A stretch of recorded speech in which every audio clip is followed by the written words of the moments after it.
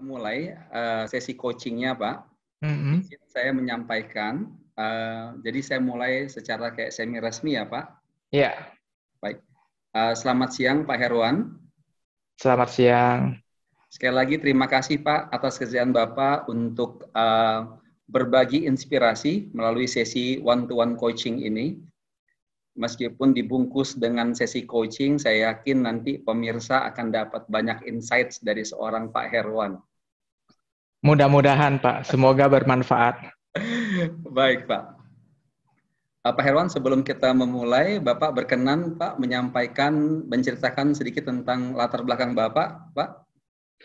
Oke, saya mulai dari ini aja ya, kehidupan profesional ya. Jadi, saya ini pada dasarnya akuntan. Jadi, setelah saya lulus kuliah itu, pekerjaan pertama saya sebagai auditor yang saya jalani selama 10 tahun di PwC, di Jakarta, dan juga di Amsterdam. Kemudian setelah dari PwC, saya keluar, saya pindah ke sektor komersial di industri mining tepatnya, join di Rio Tinto Indonesia sebagai CFO waktu itu. Dan saya pikir itu mungkin pekerjaan full time saya yang terakhir sebenarnya karena saya cukup betah di sana. Dan selama 14 tahun saya menjadi CFO sampai Rio Tinto Global memutuskan untuk menutup bisnisnya di Indonesia lewat divestasinya Freeport. Kemudian setelah itu saya melanjutkan karir saya sebagai seorang managing director. Sebelumnya di Freeport sempat bantu transisi selama 6 bulan, tapi itu hanya sebagai semacam konsultan lah ya, konsultan untuk membantu transisi. Kemudian saya menjadi managing director di sebuah perusahaan konsultan regional, AWR Lloyd. Mereka kantor pusatnya di Bangkok dan punya business presence di Asia Pasifik. Di situ saya sempat menjadi MD selama 1 tahun setelah sebelumnya 6 bulan sebagai advisor-nya mereka.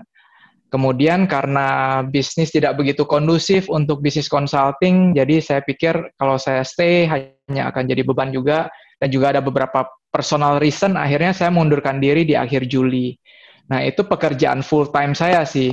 Nah, di luar dari itu, untuk menambah pengalaman pada tahun 2013 itu saya memulai passion saya. Sebenarnya kan saya suka sekali berbagi ya, dan kalau bisa membawa dampak gitu, impact buat perusahaan-perusahaan. Jadi 2013 dengan pengetahuan dan pengalaman saya mulai menjajal role baru sebagai komite audit.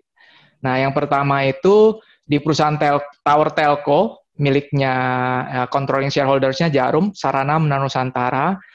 Kemudian 2 tahun kemudian saya bergabung dengan Maybank Indonesia Finance, perusahaan multi finance, dan Red Planet Indonesia Tbk, sama untuk posisi komite audit. Dan 2016 saya mulai masuk ke multi finance industry yang lain untuk IT financing, itu dengan Hewlett Packard Finance Indonesia. Setelah itu, setelah saya mengundurkan diri dari Rio Tinto, saya jadi punya kebebasan untuk masuk kembali ke industri tambang. Nah, waktu itu saya menerima tawaran untuk menjadi audit committee di Vale Indonesia Tbk, which is itu perusahaan tambang, kompetitornya Rio Tinto di level global. Tapi karena udah nggak ada konflik, jadi saya bisa masuk ke sana. Dan juga yang terakhir di Goodyear Indonesia, perusahaan ban ya, ban manufacturing gitu, tire manufacturing. Itu perjalanan karir sebagai seorang audit committee dan juga komisaris independen. Kemudian di luar dari kegiatan itu, saya punya beberapa misi juga untuk give back ke profession. Jadi di tahun 2008 ya, waktu itu saya mulai dengan IAI, Ikatan Akuntan Indonesia, membantu mereka sebagai tim implementasi IFRS. Itu International Financial Reporting Standard yang waktu itu mau kita adopsi ke Indonesia. Setelah IAI, saya membantu CMA, Certified Management Accountants, untuk membuka branch-nya mereka yang pertama di Indonesia, karena saya juga salah satu pemegang CMA.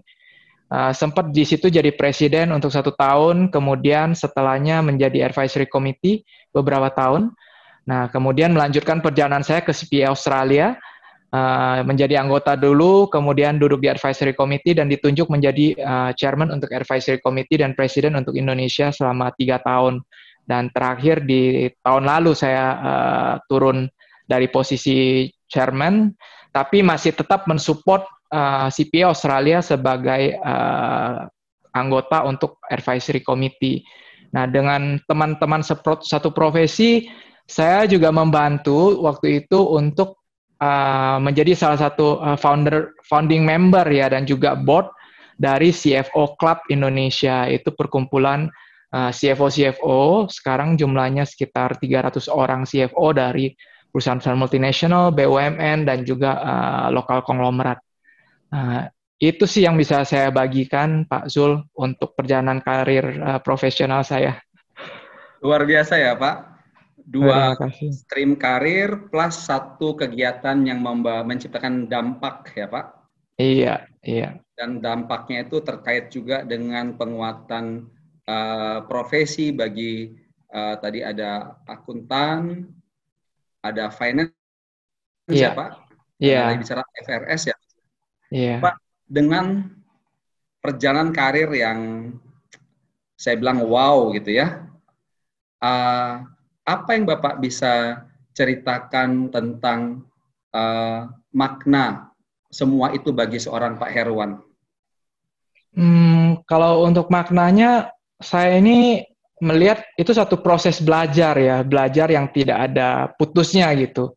Jadi lewat perjalanan selama 25 tahun itu, saya berpikir banyak sekali pelajaran yang saya dapat dari mulai yang level teknis sampai dengan strategik, maupun bagaimana saya menjadi seorang profesional yang kompeten dan kemudian bisa create impact yang lebih besar gitu untuk community. Satu hal yang saya lupa menyebutkan tadi, akhirnya setelah perjalanan waktu selama 1/4 abad itu ya, akhirnya saya memutuskan setelah juga give back ke profesi saya sendiri, profesi accountants itu, saya pikir mungkin waktunya juga untuk terjun ke sesuatu yang dunia sosial lah, dunia sosial yang sebenarnya nggak mesti berkaitan sama profesi saya, tapi di situ benar-benar ya dengan keahlian saya membagikan ilmu dan wisdom yang saya dapat dari pengalaman saya, which is dengan bergabung dengan Yayasan Benih Baik Indonesia sebagai penasehatnya mereka. Yayasan Benih Baik itu didirikan oleh Pak Andi Noya beserta Bu Anggit dan Pak Firdaus, 2 rekannya, dan saya di situ membantu mereka sejak bulan Maret tahun ini. Itu sih. Nah, jadi saya melihat bahwa ya kalau makna itu selama 25 tahun saya banyak mendapatkan sesuatu, menimba ilmu. Sekarang waktunya juga mungkin menjadi bermanfaat buat orang lain gitu Pak, purpose-nya. Luar biasa. Sebelum kita masuk ke sesi coaching ya Pak. So dengan semua itu, dengan makna yang Bapak sampaikan tadi, what's next for you Pak? What next itu sebenarnya saya kan setelah memutuskan untuk setelah saya selesai di AWL Lloyd ya, full time role saya itu, saya berpikir keras apakah saya harus kembali lagi ke profesi saya sebagai seorang CFO gitu ya, yang kerja full time, di mana saya mengabdikan waktu saya untuk satu perusahaan, atau mungkin jadi entrepreneur, atau mungkin memberi inspirasi ke orang lain lewat role independen saya gitu.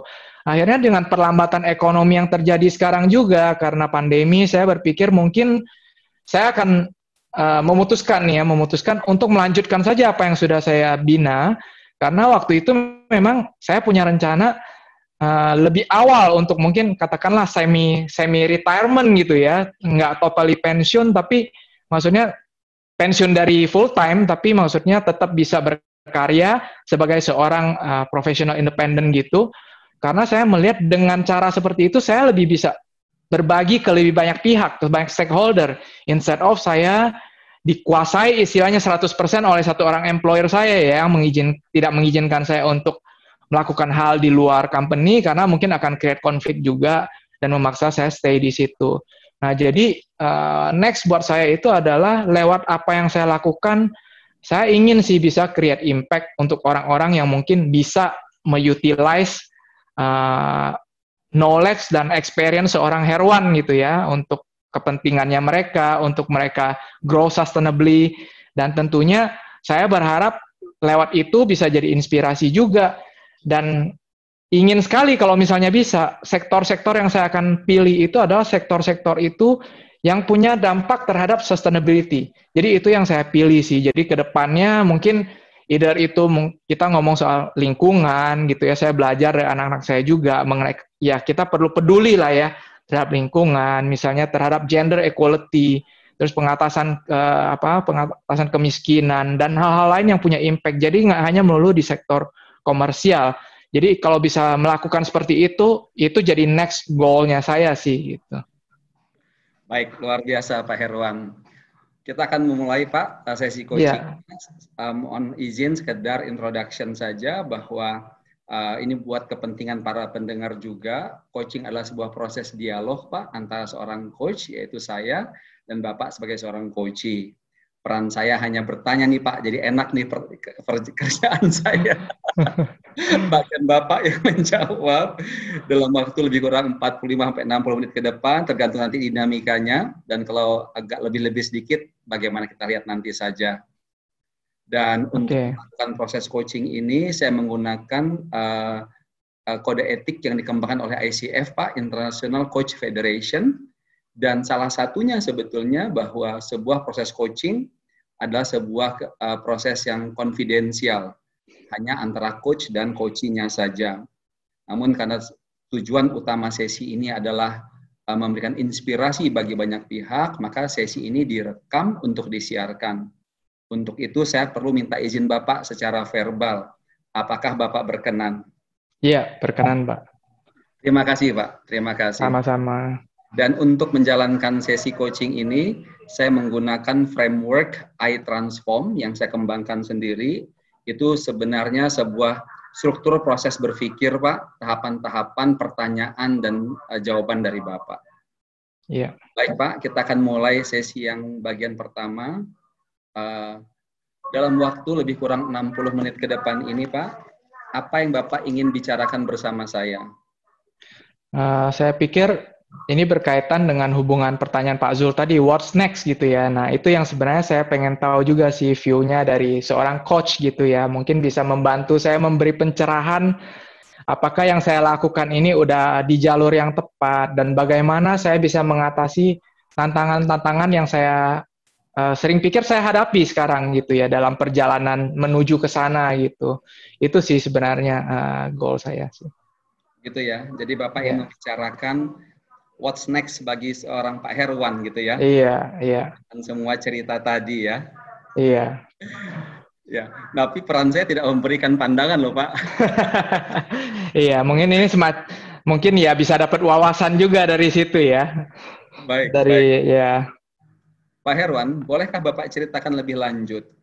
Ketika Bapak tadi bicara tentang menciptakan dampak atau create impact di bidang-bidang yang terkait dengan sustainability. Ya. Bapak bicara tentang lingkungan, bicara tentang gender equality, bicara tentang poverty eradication, ya. Ya. Bisakah Bapak ceritakan lebih jelas lagi seperti apa bentuk dampak yang Bapak maksudkan? Peran apa yang Bapak bisa bawakan dalam rangka menciptakan dampak tersebut? Nah, saya ini kan berangkat dari secara teknis itu adalah seorang financial professional ya. Jadi pada saat saya masuk ke Yayasan Benih Baik, misalnya role saya di situ adalah membantu Pak Andi dan timnya, misalnya untuk membuat semacam disiplin gitu, bagaimana supaya kita bisa generate atau create laporan-laporan atau perencanaan strategis sehingga bisa mendatangkan lebih banyak stakeholder dan juga investor gitu kan, dan juga tentunya menarik orang-orang untuk berkontribusi lewat platform Benih Baik itu tadi. Nah, Benih Baik itu kan satu crowdfunding ya. Nah, itu yang coba saya lakukan. Nah, sebelumnya juga saya pernah beberapa tahun yang lalu itu aktif juga sebagai komite audit di Yayasan Atmajaya. Nah, waktu itu dengan background saya yang saya coba lakukan itu adalah governance gitu ya. Bagaimana memirroring apa yang ada di, ya katakanlah kalau high levelnya kan kita mengacu kepada standar-standar yang ada pada stock exchange kita, seperti apa governance yang baik, tata kelolanya, kemudian kita coba implementasikan juga di yayasan supaya yayasan itu punya transparansi yang baik gitu kan.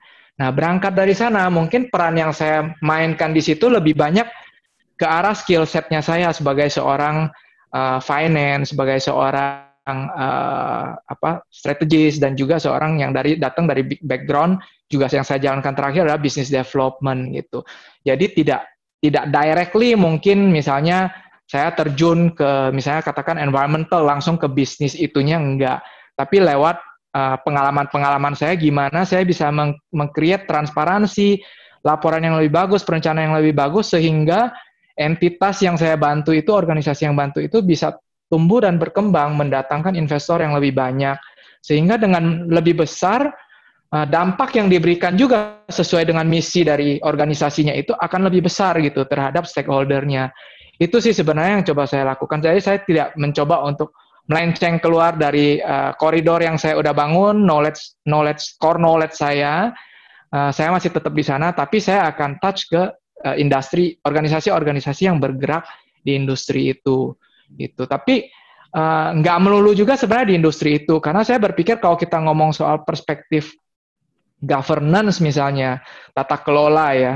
Tata kelola itu kan sedikit banyak kalau kita lihat di perusahaan-perusahaan yang ada di stock exchange-nya kita. Bukan menurut saya, tapi menurut studi bahwa kita kan praktisnya masih ketinggalan dibanding dengan negara-negara yang ada di regional lah ya, di kawasan kita. Jadi kita di ASEAN Governance Scorecard aja kita nggak dapat rating yang bagus. Kalau kita ngomong perspektif sustainability, ada yang namanya Dow Jones Sustainability Index. Nah, Indonesia itu ada 20 company TBK yang diundang, tapi tidak ada satupun sebenarnya yang berhasil masuk ke dalam DJSI, karena standar yang kita lakukan sekarang untuk sustainability itu memang belum sampai ke sana.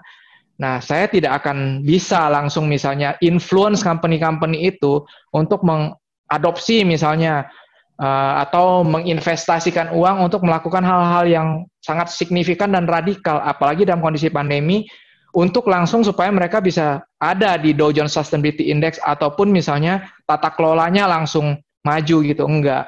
Tapi yang coba saya lakukan itu adalah memperbaiki, kan, memberikan improvement. Itu sih yang saya coba lakukan lewat experience saya ya, yang saya udah tahu, yang saya pelajari dari company-company yang sudah melakukan gitu. Itu Pak Azul. Seringkali beberapa kata kunci ini berulang-ulang dari tadi Bapak sampaikan. Sustainability, governance, and transparency. Iya. Kelihatannya ini melekat sekali dengan seorang Pak Herwan.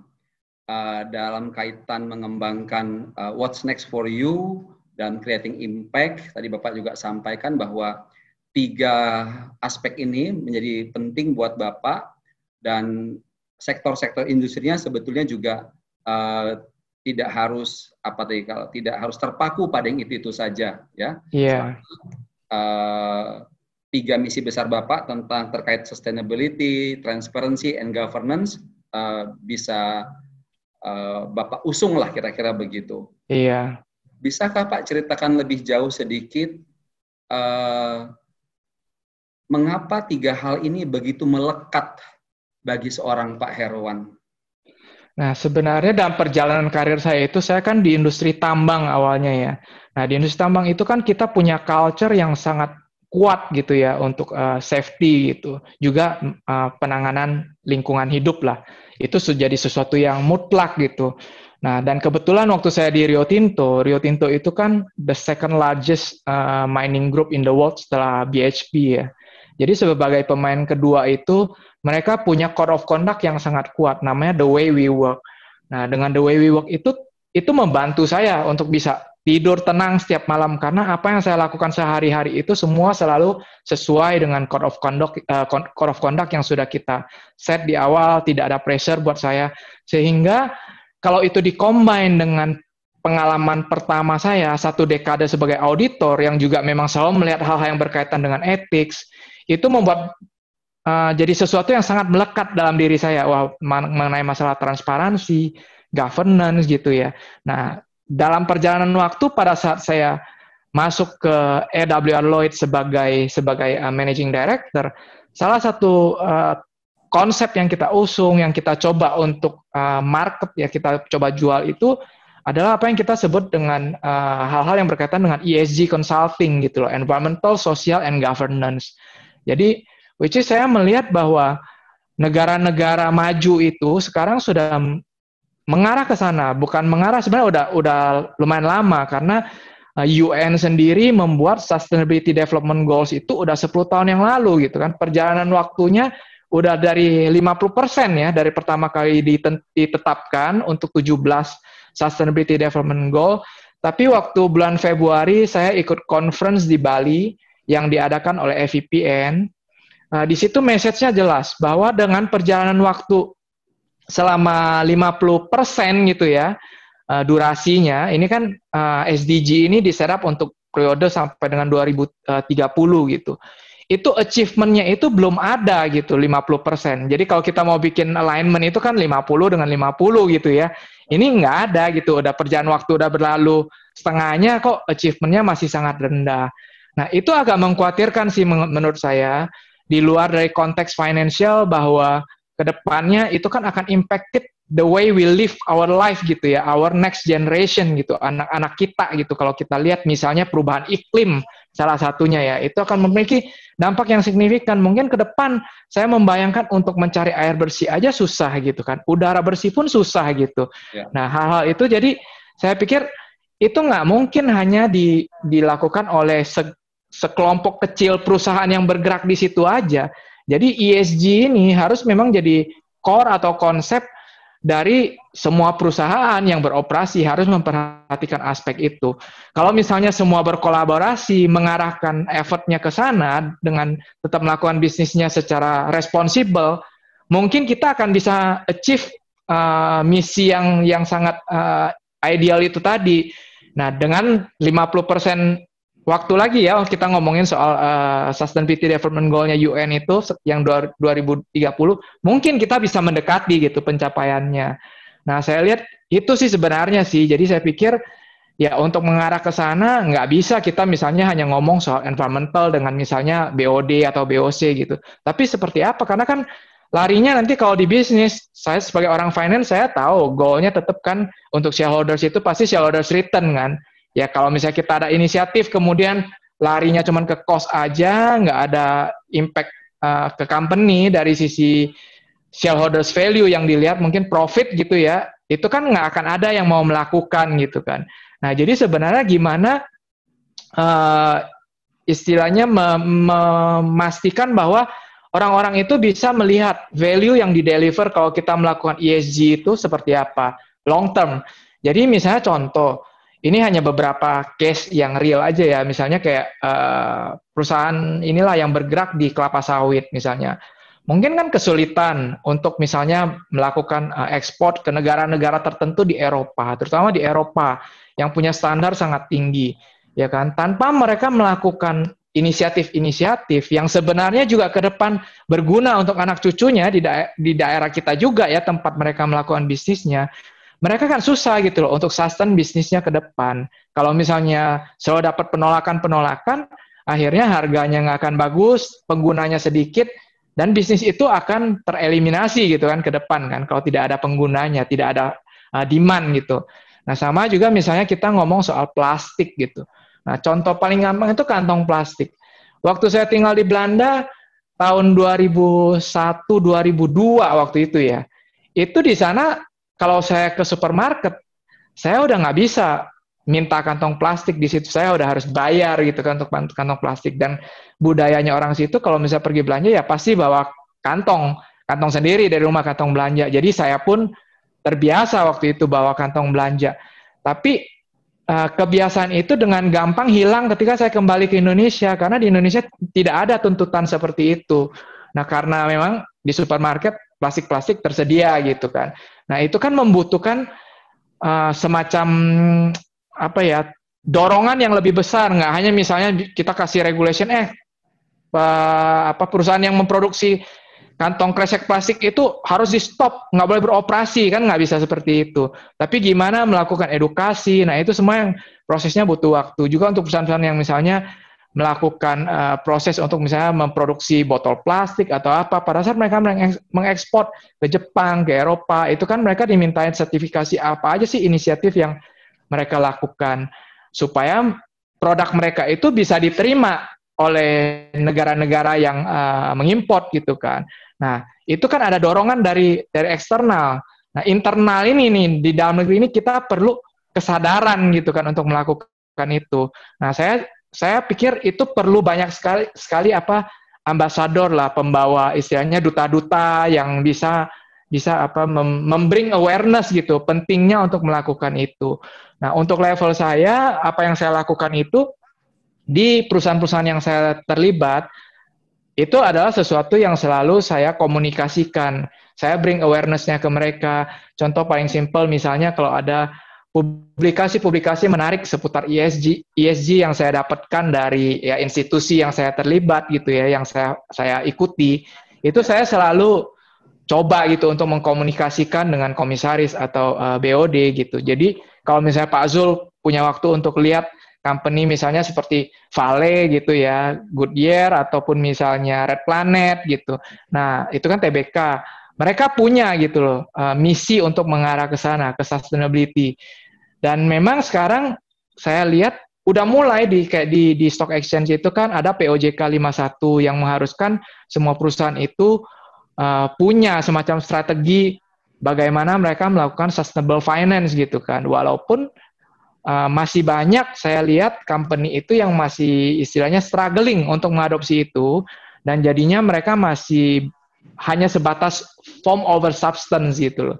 Ya kan, jadi yang coba dilakukan, oke kita produksi aja reportnya, kita bikin reportnya nih. Pokoknya udah nge-hit akhir tahun, kita bikin deh report sustainability. Tapi itu tidak merefleksikan apa yang mereka lakukan gitu kan, jadi kebingungan mereka gitu.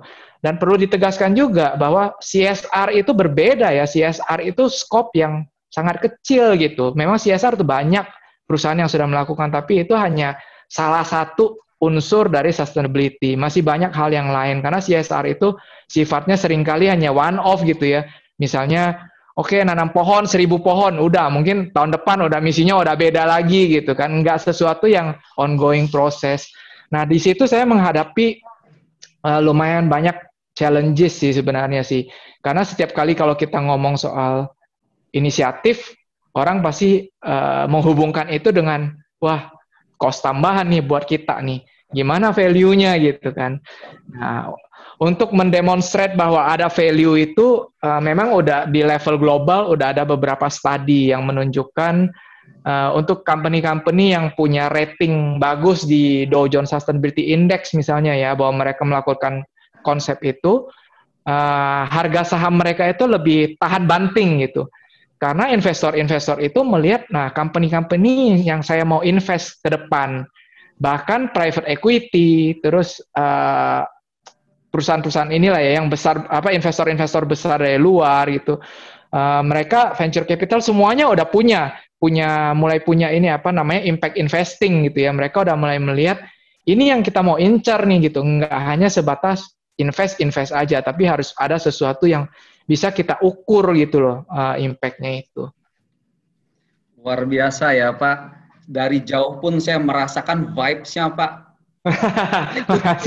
Feel so strong gitu ya.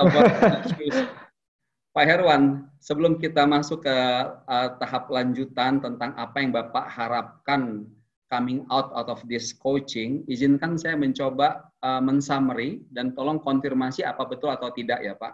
Iya. Jadi berangkat dari 3 aspek utama yang Bapak sering ucapkan, sustainability, transparency, and governance. Kemudian ini semua Bapak kaitkan dengan satu istilah keren sekali, ESG, Environmental Societal Governance. Social and Governance. Social and Governance. And kemudian di belakang-belakang sini Bapak yang saya lihat Bapak sering mengatakan tentang awareness, bahwa banyak pihak yang mungkin quote-unquote kurang sadar bahwa CSR itu tidak cukup, ini tidak hanya perlu dibahas di kalangan BOD dan BOC saja, Bapak bandingkan tingkat kesadaran masyarakat di luar dan di dalam sini tentang berbagai macam isu terkait dengan ESG tadi. Nah, bagaimana? Apakah itu betul Pak, concern-concern yang Bapak sampaikan? Iya. Nah, kalau begitu Pak, apa yang Bapak ingin capai dari percakapan dengan saya tentang hal-hal yang Bapak sampaikan tersebut? Buat Bapak sendiri, apa ingin Bapak capai? Nah, kalau saya ngobrol dengan Pak Zul nih, Pak Zul kan punya banyak sekali pengalaman juga kan dengan stakeholder lah ya. Mungkin juga para peserta New You Institute mungkin, atau juga dengan government institution. Nah, ini challenges yang saya hadapin itu adalah bahwa itu balik lagi ke masalah awareness itu tadi ya. Mungkin kan ya wajar ya, saya pikir bukan sesuatu yang nggak wajar. Misalnya orang-orang yang duduk di direksi itu kan nggak untuk jangka waktu yang lama. Jadi misalnya kalau kita itu hanya duduk di sana selama 1 atau 2 periode, kali 3 tahun atau 4 tahun, kemudian diganti. Jadi orang-orang rata-rata hanya berpikir bahwa ya ini yang saya lakukan, saya ngejar profit, KPI saya itu seperti apa misalnya, dan bagaimana itu link ke remuneration saya gitu. Jadi mungkin banyak orang melihatnya seperti itu. Nah, dan saya selalu melihat bahwa ngomong soal masalah transparansi, banyak sekali mungkin masih perusahaan TBK itu kalau misalnya ada peraturan-peraturan OJK yang mencoba mengarahkan kita ke arah sana gitu ya, misalnya udah ada inisiatif gitu, misalnya POJK 51 mengenai sustainable finance gitu. Masih banyak perusahaan yang melakukan itu, yang tadi saya bilang, form over substance itu tadi kan, gimana supaya saya hanya as a matter of ticking the box aja ya, pokoknya dari sisi compliance saya udah lewat, ya udah gitu kan. Nah, ini kalau dari pengalaman Pak Zul sebagai seorang coach itu, apa yang kita bisa lakukan nih, maksudnya untuk proses atau mengakselerasi proses edukasi gitu ya, supaya orang punya awareness itu tadi, yang menurut saya itu adalah salah satu challenge yang saya lihat sekarang. Kemudian juga kalau saya hubungkan dengan secara konvensional, organisasi-organisasi kita itu tuh sangat apa ya istilahnya relationship driven gitu ya, kalau kita ngomong di posisi yang udah sangat tinggi gitu.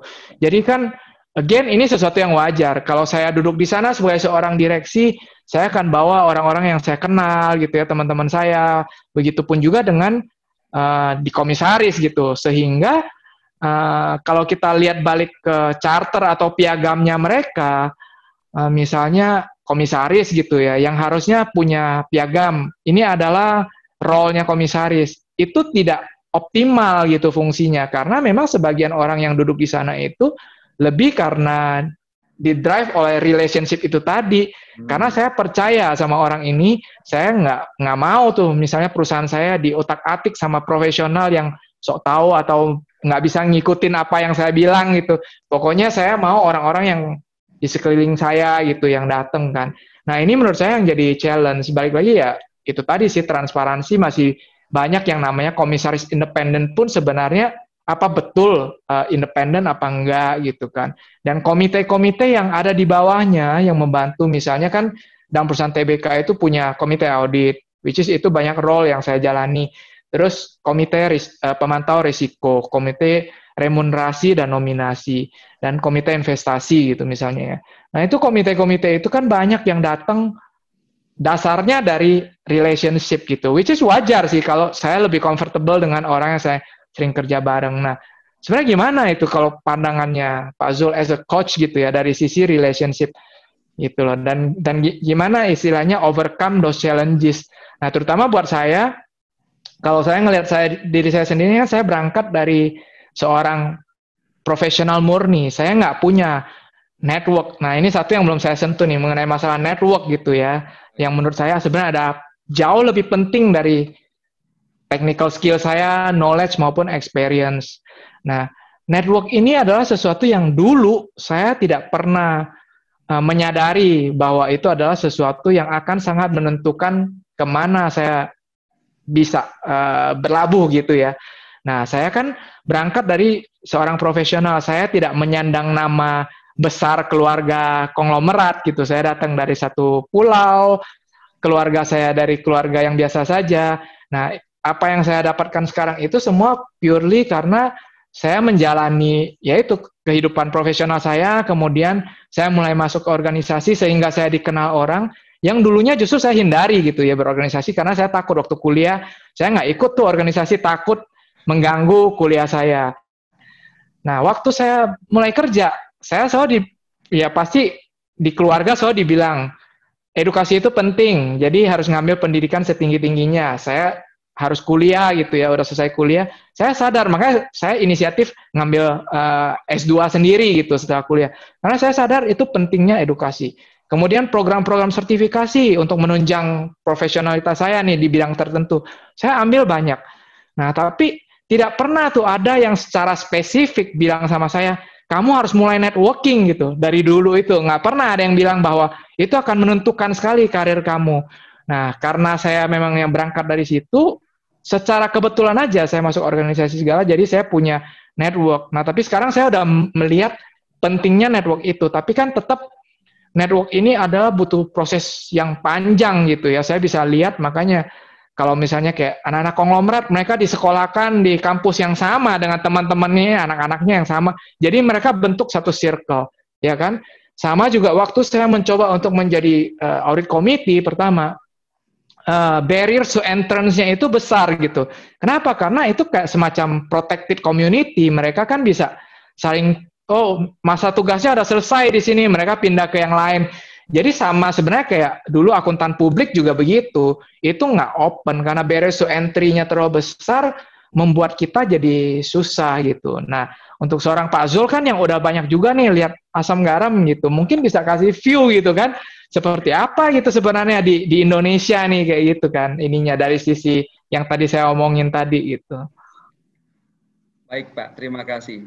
Jadi kalau tadi saya tangkap, yang Bapak ingin dapatkan dari sesi ini adalah bagaimana menanggulangi tantangan-tantangan dalam kaitan meningkatkan atau mempercepat, accelerate the awareness. Iya. Tentang isu-isu yang Bapak angkat tadi. Nah, dalam kaitan ini, Bapak juga melihat buat diri Bapak sendiri, kalau saya tidak salah tangkap, ada isu tentang network. Iya. Ya, yang kalau saya tidak salah tangkap juga, Bapak merasa, menurut Bapak itu ya, network Bapak quote-unquote terbatas dan mungkin ada kaitannya dengan drive yang Bapak punya untuk membangun awareness tadi.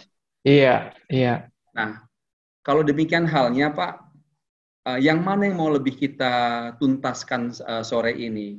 Apakah khusus tentang membangun awareness atau membangun network supaya dalam network itu ada awareness?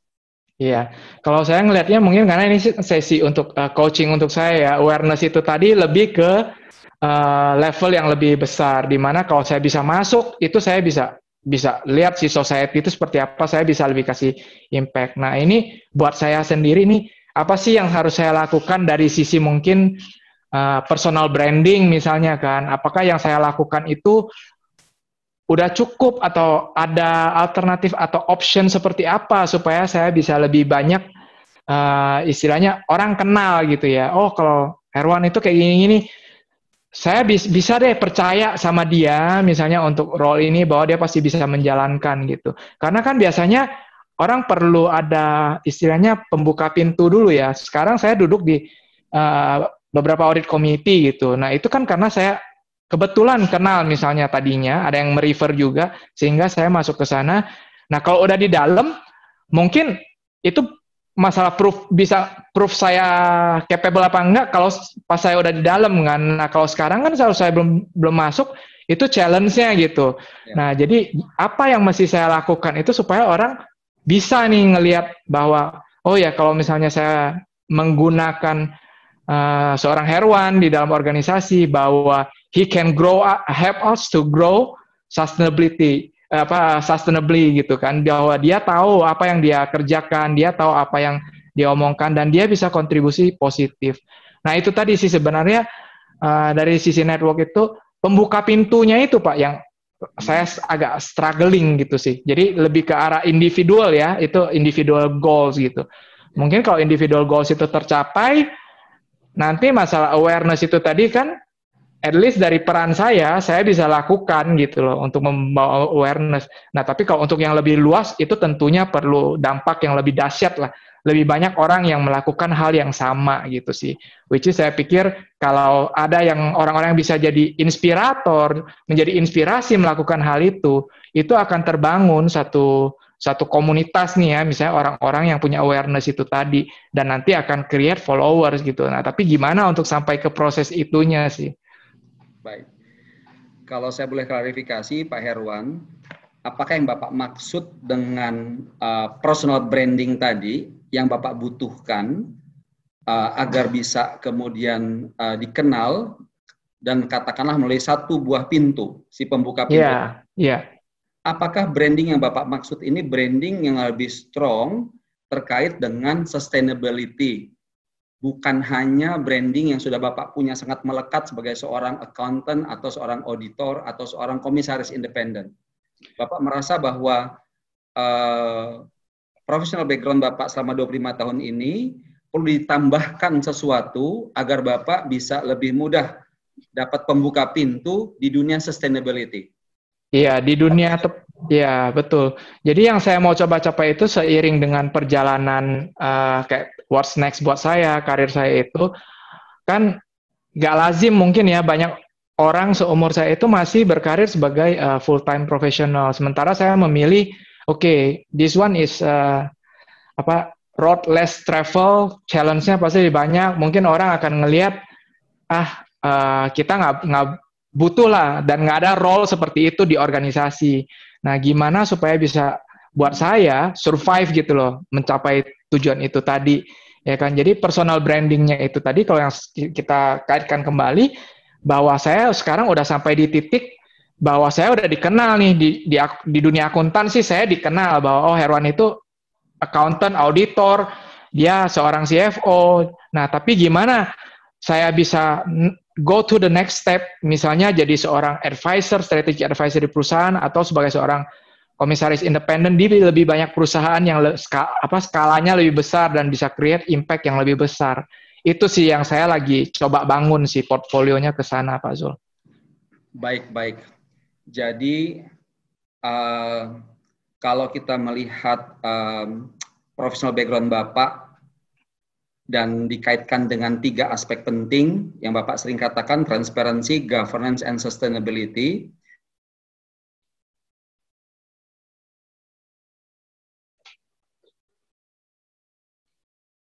Halo?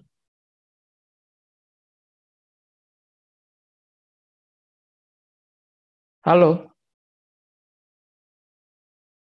Putus nih Pak Zul.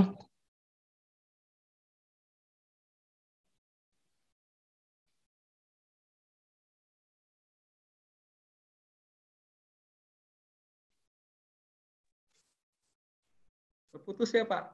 Iya. Oke, udah ya. Nah, apa yang terjadi? Iya. Makanya saya ulang ya Pak, karena ini cukup pelik juga. Jadi yang saya tangkap ya Pak, tolong klarifikasi kalau saya salah.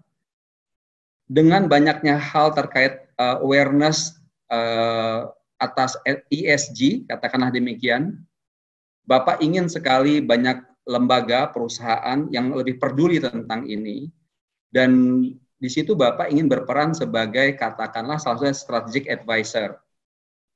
Nah, background Bapak selama ini sudah sangat strong di bidang accounting and sebagai accountant, ya, membidangi audit terutama. Namun Bapak merasa bahwa ada yang perlu Bapak tambahkan, gitu, sehingga Bapak betul-betul dilihat sebagai sosok yang kredibel tentang sustainability, dan sudah sewajarnya mereka mendengar Bapak untuk memberikan strategic advice terkait dengan pengembangan perusahaan dengan memperhatikan aspek-aspek ESG tadi. Iya. Begitu Pak? Iya. Baik. Nah, jadi key-nya itu entry-nya gimana nih Pak? Jadi maksudnya supaya bisa connect ke dalam gitu ya. Nah, itu yang saya rasakan karena itu tadi saya jelasin secara environment-nya sendiri bahwa orang kan biasa di circle oleh oleh jaringan yang ada dalam mereka sendiri kan, gimana Ya, supaya betul, saya bisa menembus itu tadi sih. betul, betul. Menarik. Oke, Pak. Udah clear. Jadi sekarang tantangannya adalah bagaimana menembus ya, apakah satu pintu kapan nih Bapak mau tahu pintu yang mana yang terbuka buat Bapak gitu Iya, ya. iya. Pak, izin bertanya. Ini nanti mungkin ada kaitannya sama konsep marketing. Hmm. Sejauh ini yang Bapak tahu, lingkungan mana yang mengenal Bapak, sangat mengenal Bapak, bahwa Bapak peduli sekali atas isu-isu ini? Hmm, lingkungan dalam artian apa ya? Kalau kayak korporasi gitu maksudnya? Bisa korporasi, bisa lembaga non-profit, bisa teman-teman, bisa circle of friends yang tahu Hmm. persis bahwa Bapak sangat peduli dan Bapak paham sekali isu-isu terkait ESG ini.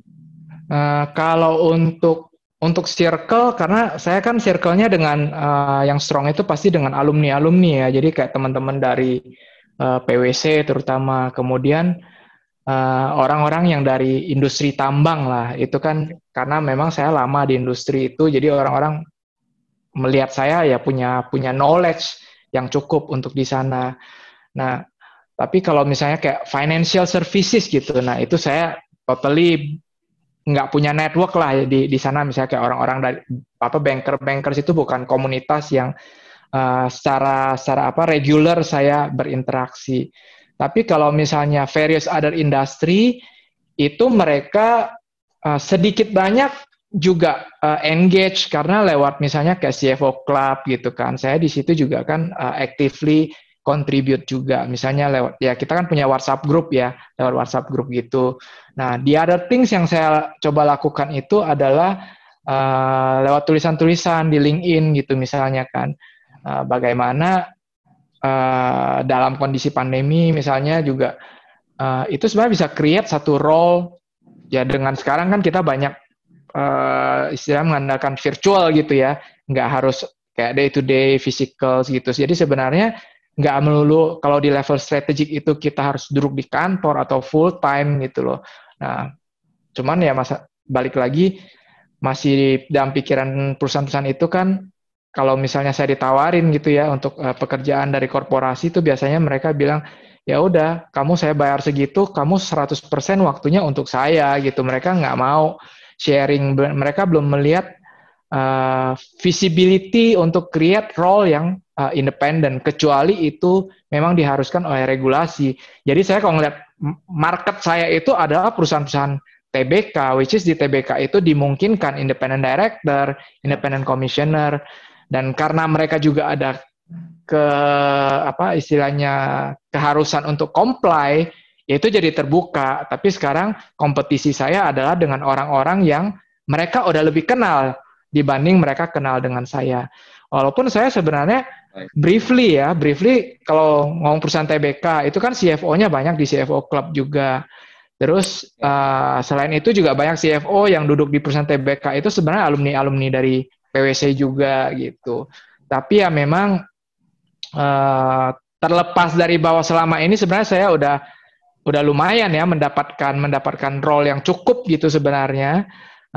Sekarang kan saya punya empat posisi komite audit plus satu komisaris independen gitu. Sebenarnya nggak sedikit juga gitu ya. Tapi saya masih berpikir okay, once I leave all these companies, I need to find new ones gitu kan, di mana saya bisa create impact. Nah, gimana membridging gap itu tadi loh, misalnya kayak kemarin itu ada satu role saya di Red Planet Indonesia TBK itu selesai di bulan Agustus.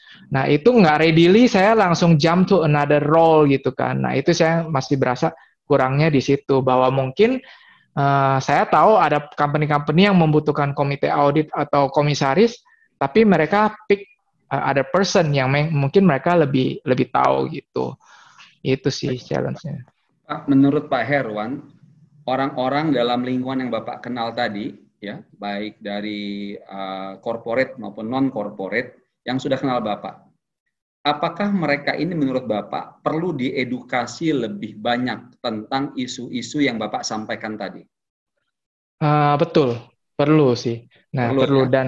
dan saya memang juga tidak hanya mengkomunikasikan itu ke circle atau ke tempat di mana saya punya peran formal ya, tapi dengan teman-teman yang lain pun, maka termasuk di CFO Club saya juga menyuruhkan itu juga, termasuk juga misalnya kayak sebagai penasehat di Yayasan Benih Baik Indonesia, saya juga mengingatkan, misalnya mereka melakukan crowdfunding, nah katakanlah nanti akhir tahun 2020 kan kita akan bikin laporan tahunan, kita akan menyusun laporan tahunan, gimana kita bisa mengkaitkan apa yang kita lakukan sebagai satu social enterprise dengan goals SDG ini tadi. Nah, itu termasuk satu proses edukasi juga. Walaupun saya nggak apa istilahnya punya direct interest di sana, dan masih banyak lah yang saya coba lakukan itu tadi, termasuk juga ya kalau di LinkedIn misalnya saya juga menulis juga salah satu topiknya misalnya tentang ESG juga.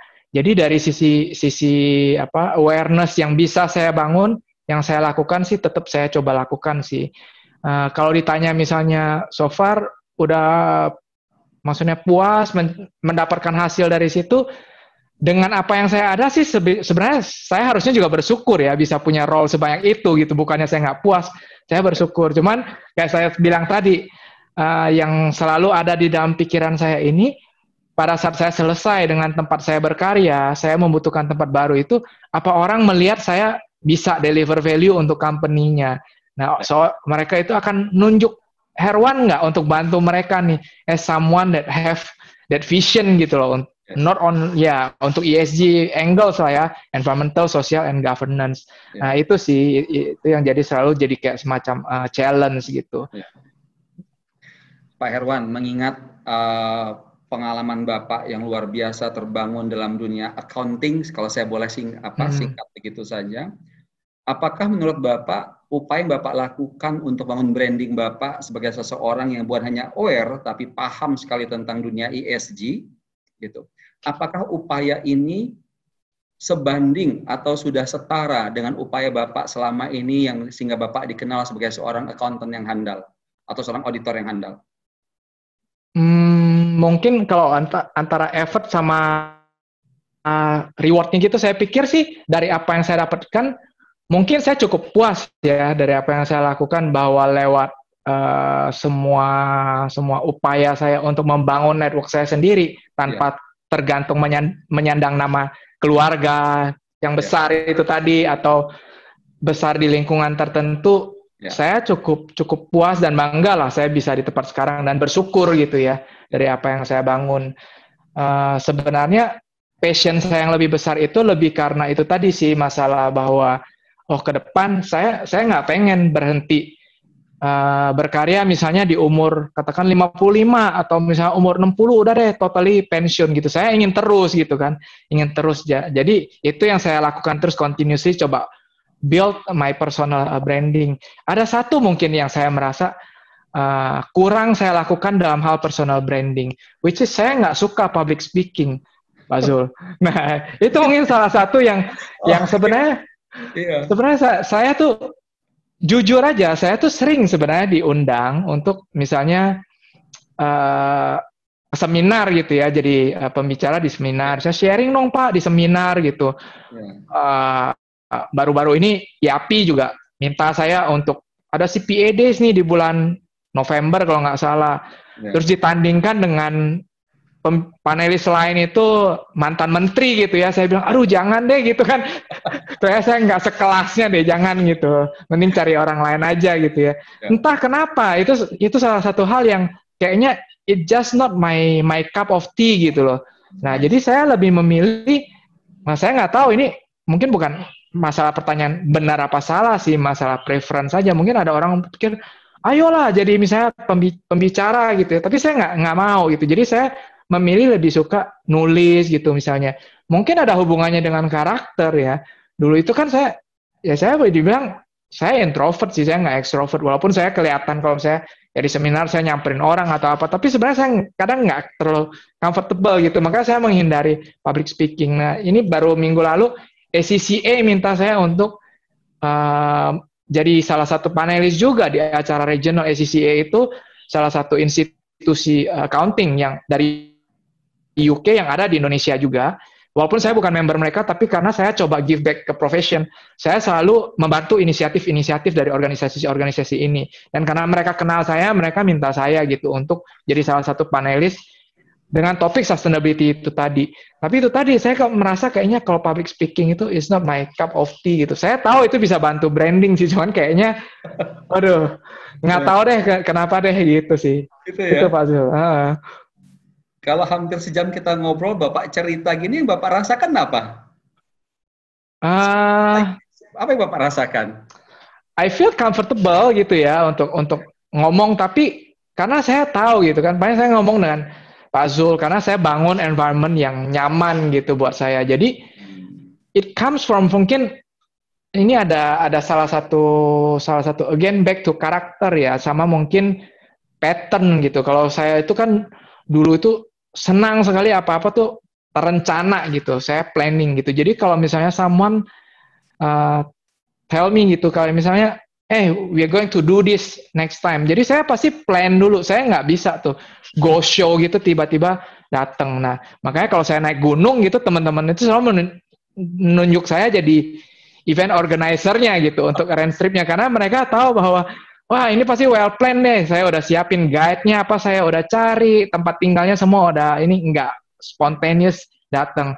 Walaupun belakangan ini saya merasa bahwa sebaik-baiknya kita membuat perencanaan itu semuanya apa pasti ada celahnya lah, kita nggak bisa mengontrol semuanya.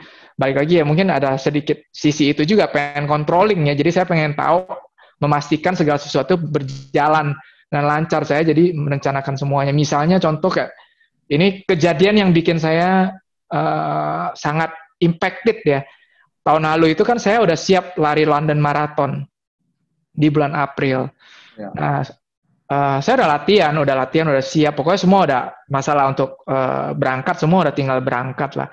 Sabtu pas saya packing, kemudian hari itu saya telepon sama mama saya, papa saya kena stroke katanya di rumah sakit. And then 2 hari sebelum saya berangkat itu, kan beliau meninggal gitu ya. Nah, itu pukulan banget buat saya gitu loh. Bahwa sebisa apapun juga kita merencanakan, semuanya harus kita serahkan ke Tuhan gitu kan.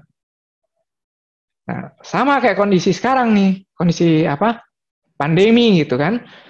Waktu tahun lalu saya menerima role untuk MD itu, saya pikir dengan kemampuan saya untuk merencanakan bisnis segala macam itu, saya pikir itu bisa berjalan lah. Jadi saya setting up kantor, kemudian bentuk tim, rekrut udah ada timnya, kemudian kita bikin sama-sama business development plan-nya kita mulai melakukan market research, itu udah berjalan gitu. Tapi kemudian di bulan Maret itu kan terjadi pandemi, which is itu benar-benar nggak ada di dalam rencananya kita ataupun semua orang gitu ya. Dan itu mengajarkan saya lagi tuh bahwa rencana itu ya just rencana lah gitu kan. Nah makanya balik lagi itu tadi kalau ngomong kayak saya disuruh jadi kayak speaker, banyak mungkin hal yang spontaneous yang harus saya lakukan, saya nggak comfortable, walaupun saya belajar untuk dealing dengan itu, karena selama ini mungkin saya selalu orangnya well plan gitu ya, apa-apa saya lakukan dengan well plan. Jadi kalau misalnya kayak jadi speaker itu, kadang saya takut mengecewakan orang lain. Misalnya ada orang nanya nih, saya nggak bisa jawab, atau mungkin saya nggak memberikan hasil yang ini. Kalau Pak Zul tanya, kalau tadi yang dirasakan apa 1 jam ini? Saya comfortable karena saya tahu, mungkin Pak Zul mau nanya saya apa yang udah saya jalankan, jadi saya nggak kesulitan untuk cerita gitu ya. Nah, kalau misalnya hal-hal tertentu itu kalau saya nggak siapkan, saya nggak ini. Karena sebenarnya waktu saya di PwC kan, kalau kita udah posisi asisten manajer aja kita udah harus ngajar gitu ya. Nah, ngajar. Jadi saya jalani itu tuh, saya jalani. Ada waktunya saya enjoy, saya menikmati gitu. Tapi lebih banyak saya merasa bahwa untuk menyiapkan satu sesi yang memastikan bahwa saya bisa menikmati itu, saya harus put effort. Saya nggak bisa tuh misalnya datang aja deh gitu kan, orang cuma ngajar doang gitu, ngulang ini doang. Nggak mau saya, karena saya pikir nanti saya misalnya mengecewakan audiensnya atau apa. Mungkin itu masalah ekspektasi itu tadi sih.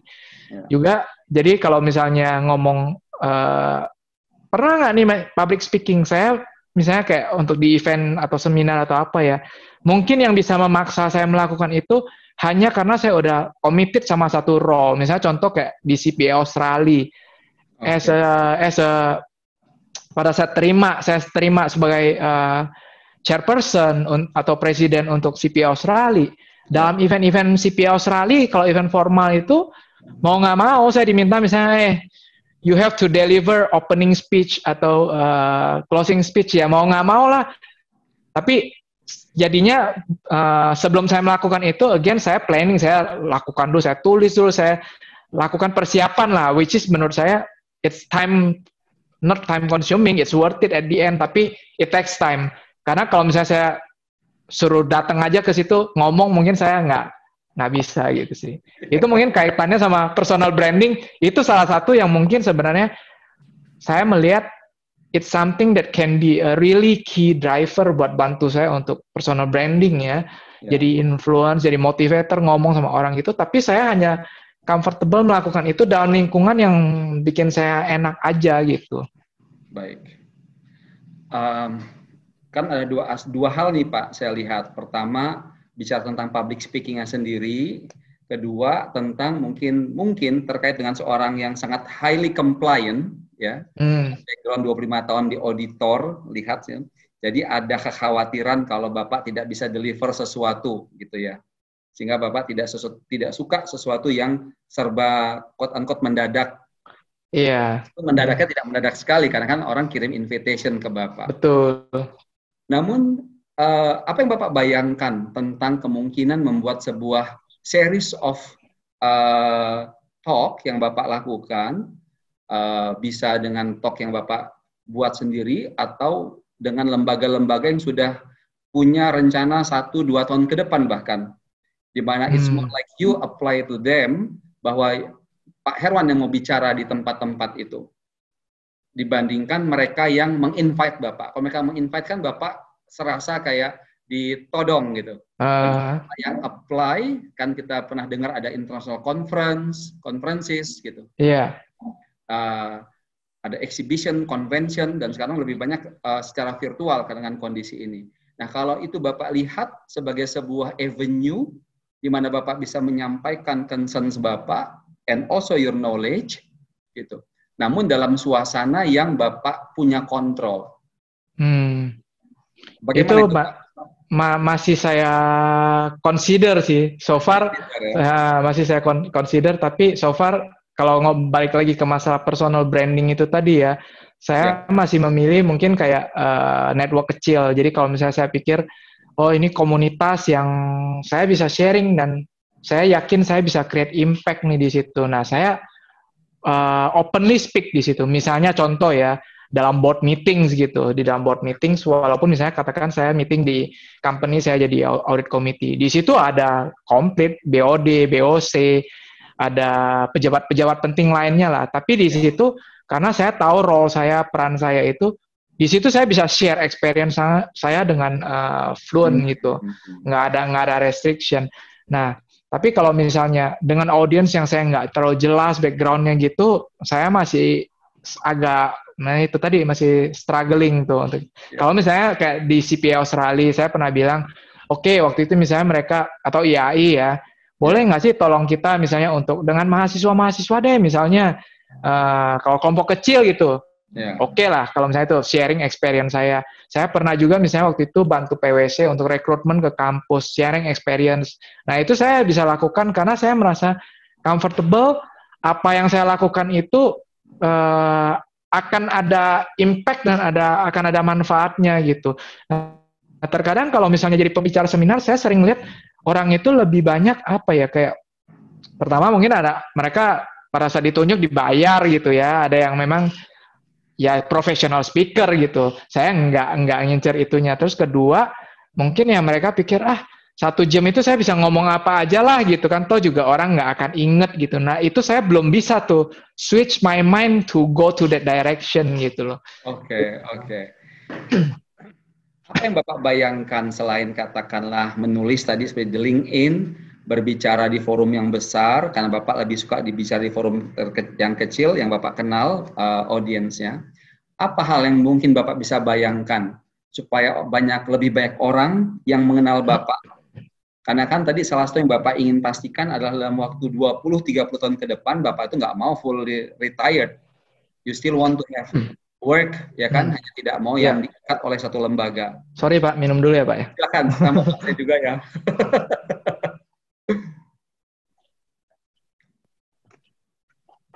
Nah, saya mencoba melakukan itu sih. Jadi jalur yang saya pilih itu adalah dengan apa yang saya punya sekarang.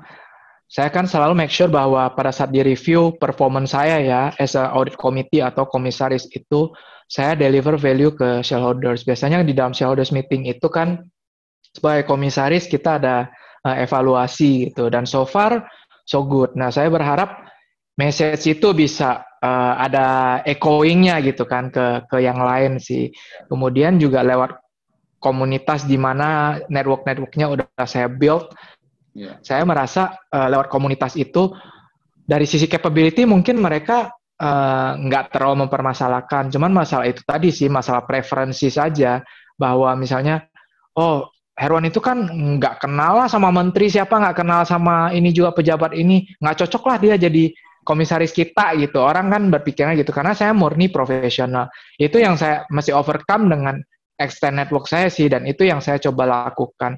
Jadi sekarang ini lewat role saya kebetulan, misalnya saya kerja untuk role saya ini 2 mantan menteri ya, di tempat yang berbeda gitu. Nah, saya tunjukkan ke mereka gitu. Nah, saya harap ya beliau-beliau inilah yang kan mereka punya role yang lebih besar, mereka mungkin yang bisa bantu untuk mengangkat saya supaya saya bisa punya peran yang lebih besar dalam ESG implementation-nya di Indonesia ke depan sih.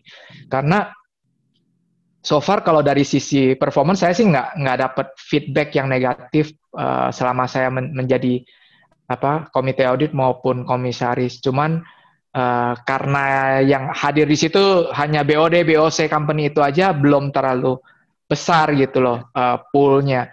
Mungkin nanti ke depan bisa jadi lebih besar. Itu sih target saya sih. Misalnya bisa ya ke perusahaan yang scale-nya mungkin tadinya dari awal yang mungkin asetnya kecil ke company yang lebih besar, yang mungkin juga mereka employ jauh lebih banyak misalnya ya workforce-nya. Jadi kalau misalnya kita melakukan inisiatif-inisiatif di korporasi yang berkaitan sama misalnya environmental atau energy saving dan lain-lain, itu dampaknya juga lebih besar. Edukasinya ke karyawan juga lebih besar gitu loh. Karena kan misalnya tentu beda kalau saya misalnya di Hewlett Packard Finance Indonesia gitu, mungkin size employee-nya kan sedikit. Beda dengan misalnya di Maybank Finance yang jumlah cabangnya jauh lebih banyak karena bisnisnya lebih dealing day to day. Kalau HP kan dengan IT solution itu dengan financing mobil gitu ya, yang lebih merakyat gitu, menyentuh rakyat. Nah, dengan karyawan yang lebih banyak itu kan sedikit banyak yang kita lakukan di level strategis, nanti itu bisa push down ke bawah. Nah, kalau itu impact-nya lebih besar, orang bisa lihat, mungkin nanti nama kita juga akan ke bawah gitu. Itu sih yang saya harapin sih. Nah, memang belum terpikir untuk jalur misalnya jadi speaker deh, atau misalnya jadi motivator atau apa. Saya pikir saya siapalah, banyak orang yang punya experience jauh lebih spektakuler. Saya kan apa ya, kalau ngomong itu orang nggak akan dengerin gimana lah gitu kan, harus jadi inspirator. Jadi saya tetap berkutat di core saya aja gitu sih. Iya. Kalau tadi gini, situasi ideal apa yang Bapak bayangkan yang paling cocok buat Bapak terkait dengan tadi kata buka pintu, dan tadi Bapak juga cerita bahwa Bapak apakah baru-baru saja atau saat ini pernah bekerja dengan 2 orang mantan menteri, sehingga Bapak berharap mereka berdua ini bisa katakanlah menambah exposure Bapak gitu. Iya.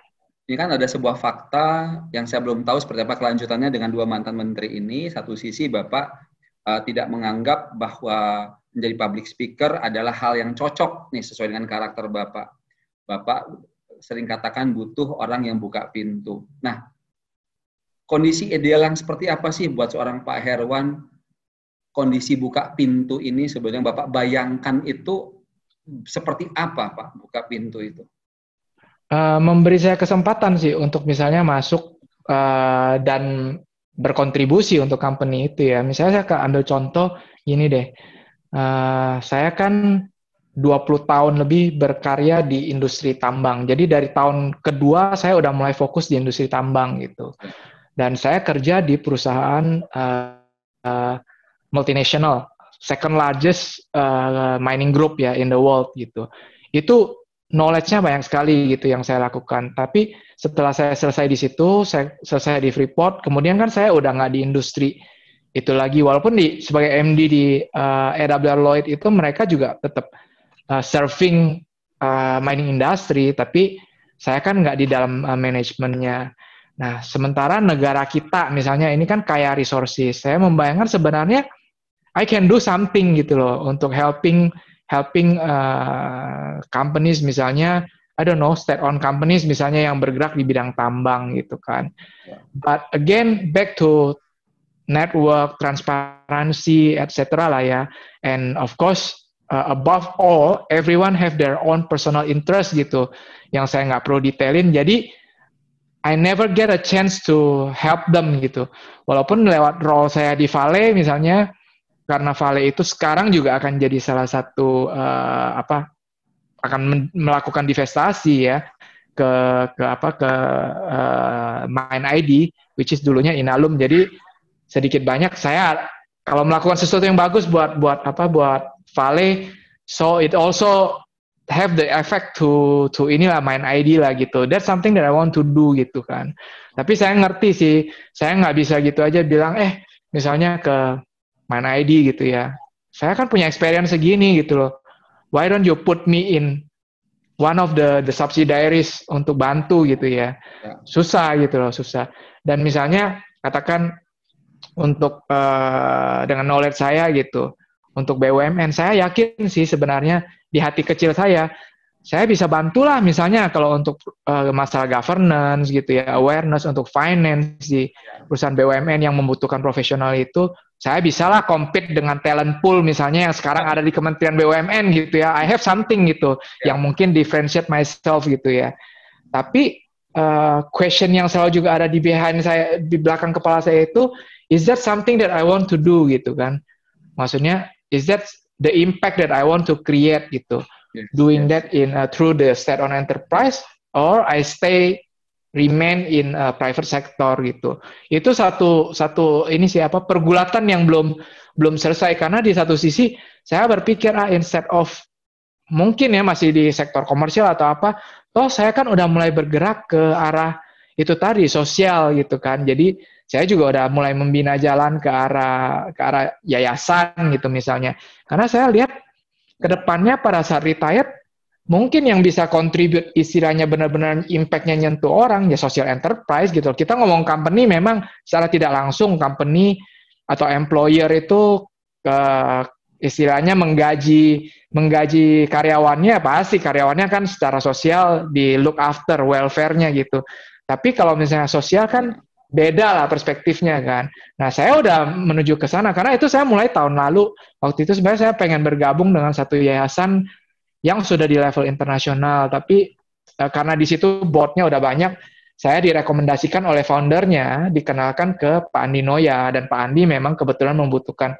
Saya bantu di situ, dan recently ada dua organisasi internasional yang non-profit ada di Indonesia.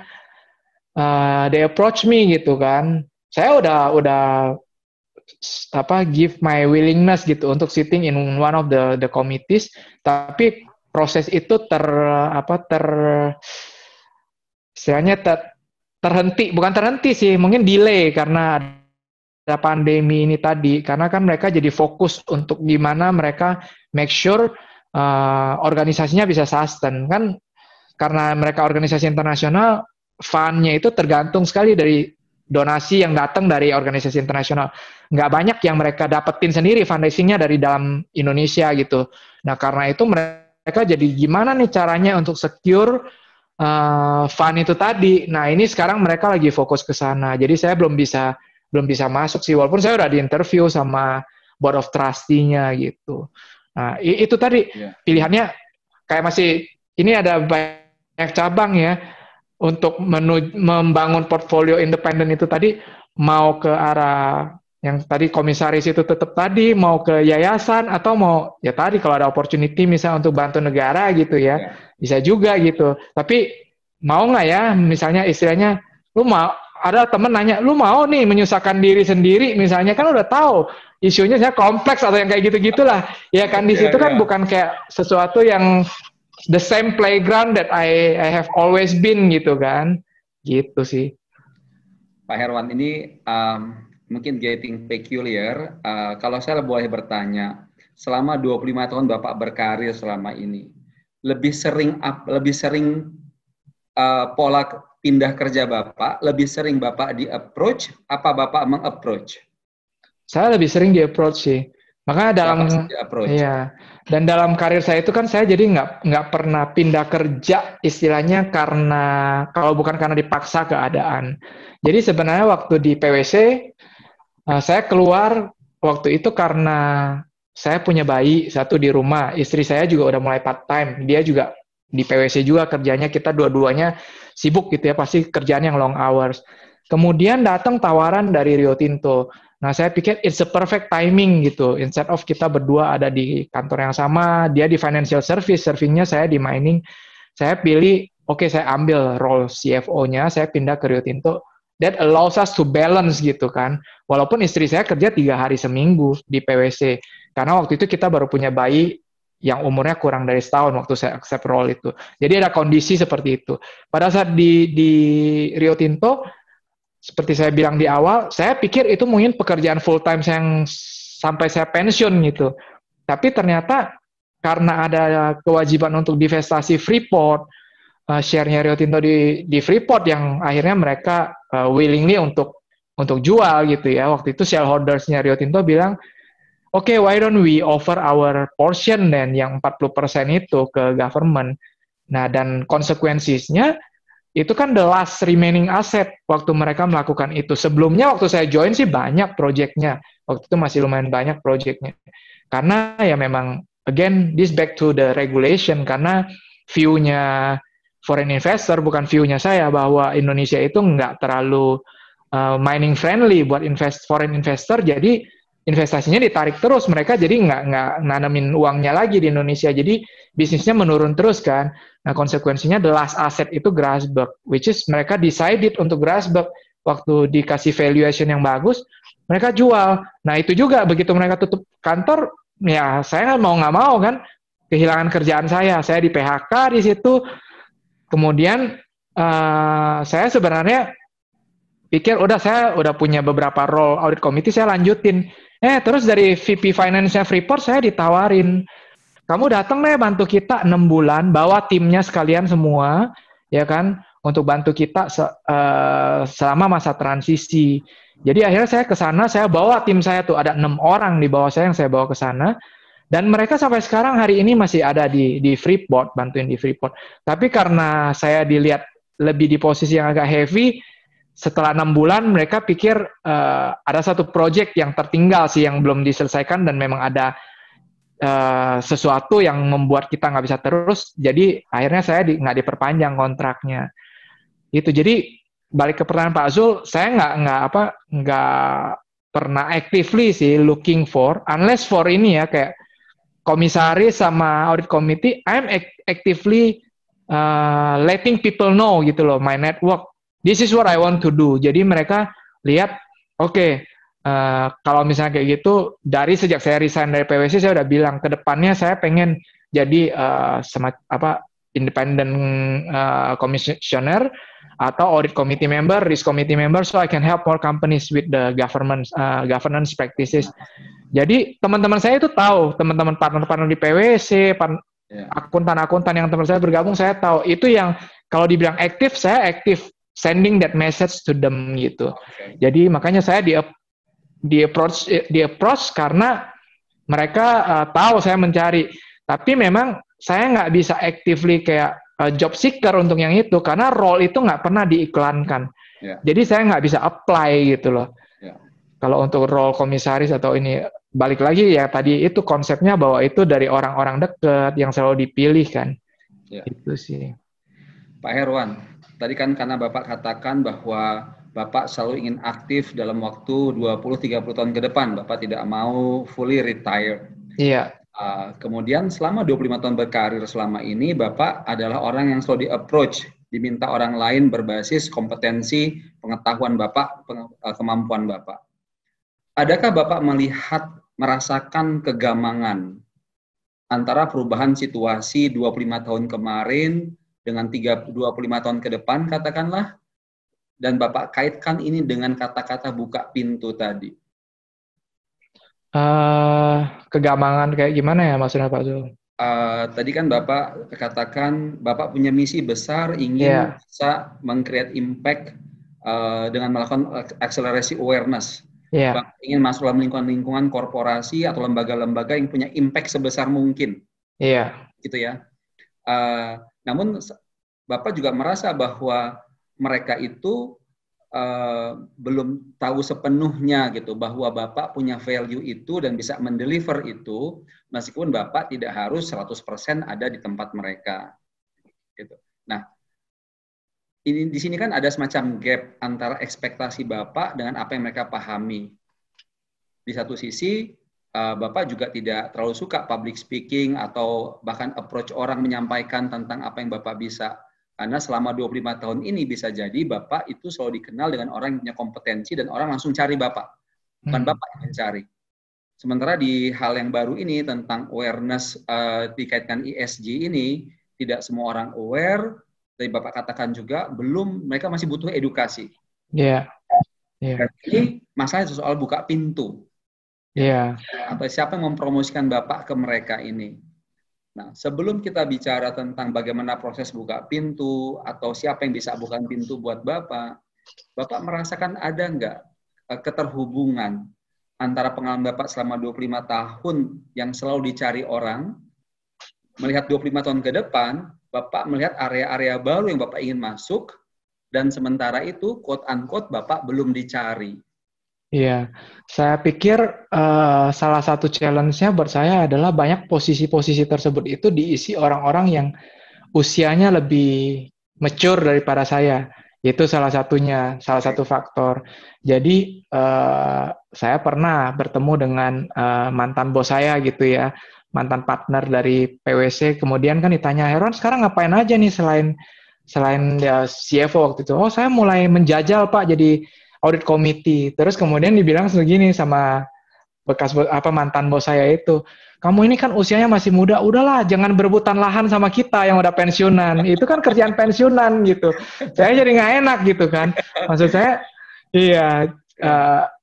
Masih ada persepsi seperti itu bahwa itu untuk soft landing position, commissioner itu untuk soft landing position, mereka nggak. Makanya balik lagi, kalau company masih melakukan seperti itu, dampaknya bahwa kita ya akan jalan di tempat untuk masalah governance. Walaupun udah banyak perubahan sih, ya kan. Nah, kalau masalah upaya yang saya lakukan sendiri karena saya melihat hal seperti itu, saya berusaha untuk extend network saya. Jadi buat saya itu, kalau boleh ngomong sacrificing ya, maksudnya sacrifice itu mungkin katakanlah income gitu ya, income. Waktu saya mulai komite audit itu, I don't mind gitu loh, saya dibayar sangat rendah gitu misalnya. Ada teman saya approach saya bilang, kalau misalnya lu cuma dibayar segini, lo mau nggak? Ya, I don't mind kalau memang misalnya selama company yang menggunakan saya itu jasanya nggak hanya sebatas naro saya di situ untuk pinjam nama atau KTP saya aja gitu. I need to play some roles yang ada di charter bahwa itu yang ditugaskan ke saya gitu. Regardless misalnya mereka dapat value lebih hanya dengan bayar diskon gitu misalnya. Saya don't mind. Instead of mereka bayar diskon dapat barang jelek gitu ya, cuman minjem nama saya doang, saya nggak mau gitu. Saya nggak mau. Nah, itu yang selalu saya lakukan. Jadi so far saya bisa bertahan ya sampai udah sekarang udah dapat lumayan banyak company lah. Nah, yang saya lakukan itu ya terus coba expand network saya ke orang-orang yang ada ininya. Nah, kayak misalnya di Yayasan Benih Baik itu. Yayasan Benih Baik itu kan it's purely voluntary work gitu ya. Yeah. Saya nggak terima kompensasi apapun juga. But I'm very grateful di sana. Kenapa? Karena selain saya bisa belajar dari Pak Andi Noya, bisa belajar dengan dua founder yang lain, di situ juga banyak anak-anak muda. Karena kan itu crowdfunding platform yang di-setup sebagai kayak salah satu kayak semacam startup ya. Jadi ada angle yayasan, ada PT-nya juga. So through that interaction, saya jadi belajar banyak juga tuh. Oh, kalau milenial itu karakterisnya seperti ini, yang saya sering dengar, misalnya benar apa enggak. Dan dari sana saya belajar. Saya juga ngelihat aspek penting lain yang misalnya yang saya nggak kuasain, misalnya kayak masalah ya digital transformation, mengenai hal-hal baru lah yang mereka kan berkutat dengan masalah teknologi gitu ya, mungkin bukan sesuatu yang secara teknis saya ngerti banget. Nah dari situ saya jadi bisa mulai ngerti sedikit, oh kalau bisnisnya startup itu seperti ini, jadi saya dapat sesuatu yang baru. Itu sih, jadi buat saya networking, kemudian belajar itu nggak ada putusnya lah, harus continue terus mengupgrade diri sih. Nah, kalau misalnya dalam waktu 25 tahun, 30 tahun ke depan, itu memang membutuhkan tuntutan seperti itu, di level saya ya ada tuntutan tertentu, itu saya akan lakukan sih. Nah, memang saya ngelihat banyak orang-orang yang they have the asetnya itu network ya, so that they can be commissioner misalnya di companies gitu, karena mereka yaitu tadi seniority, mereka punya network, mantan dirjen apalah, mantan apa misalnya, mereka ada di sana. Tapi kan banyak juga yang ada di sana dan tidak mengupgrade diri mereka. Itu yang saya nggak mau menuju ke jalur itu. Saya tetap stay up to date dengan apa yang ada di, ya ini tadi, isu-isu yang relevan gitu ya, yang trending topik gitu. Saya dengan adanya waktu, tanpa saya kerja full time, I continue to get new knowledge gitu kan. Apa sih yang bisa saya lihat? Maybe not as like data analytics atau apa yang detail-detail itu, enggak, tapi misalnya leadership skill, communication skill, yang lebih soft skill lah yang saya butuhkan untuk role saya. Itu sih saya perlu belajar sih gitu. Pak Herwan, untuk mencapai tujuan Bapak tadi supaya Bapak lebih mudah mendapatkan tempat-tempat di mana Bapak bisa berperan menciptakan dampak tadi. Bapak melihat, kalau saya boleh buat dalam dua aspek, melihat mana yang Bapak rasa lebih Bapak butuhkan, rebranding diri Bapak atau buka pintu? Mana yang perlu? Tentu dua-duanya perlu, tapi menurut Bapak ini yang Bapak rasa lebih perlu saat ini apa? Kalau at this point saya pikir sih branding ya, branding, karena at this point saya memang sebenarnya belum ada apa istilahnya urgent needs untuk buka pintu itu tadi. Tapi kayak saya bilang ke Pak Zul, at one point I will need that gitu. Ketika role ini sama kayak role-nya presiden supaya dilihat independen gitu, nggak boleh lebih dari 2 periode. Nah pada saat ini selesai, I need the new place where I can contribute gitu. Saya perlu tempat. Nah by that time saya akan perlu buka pintu. Tapi for the time being, saya udah grateful banget deh. Di kala situasi sulit, banyak orang mungkin kehilangan pekerjaannya, dan saya empati pada mereka ya.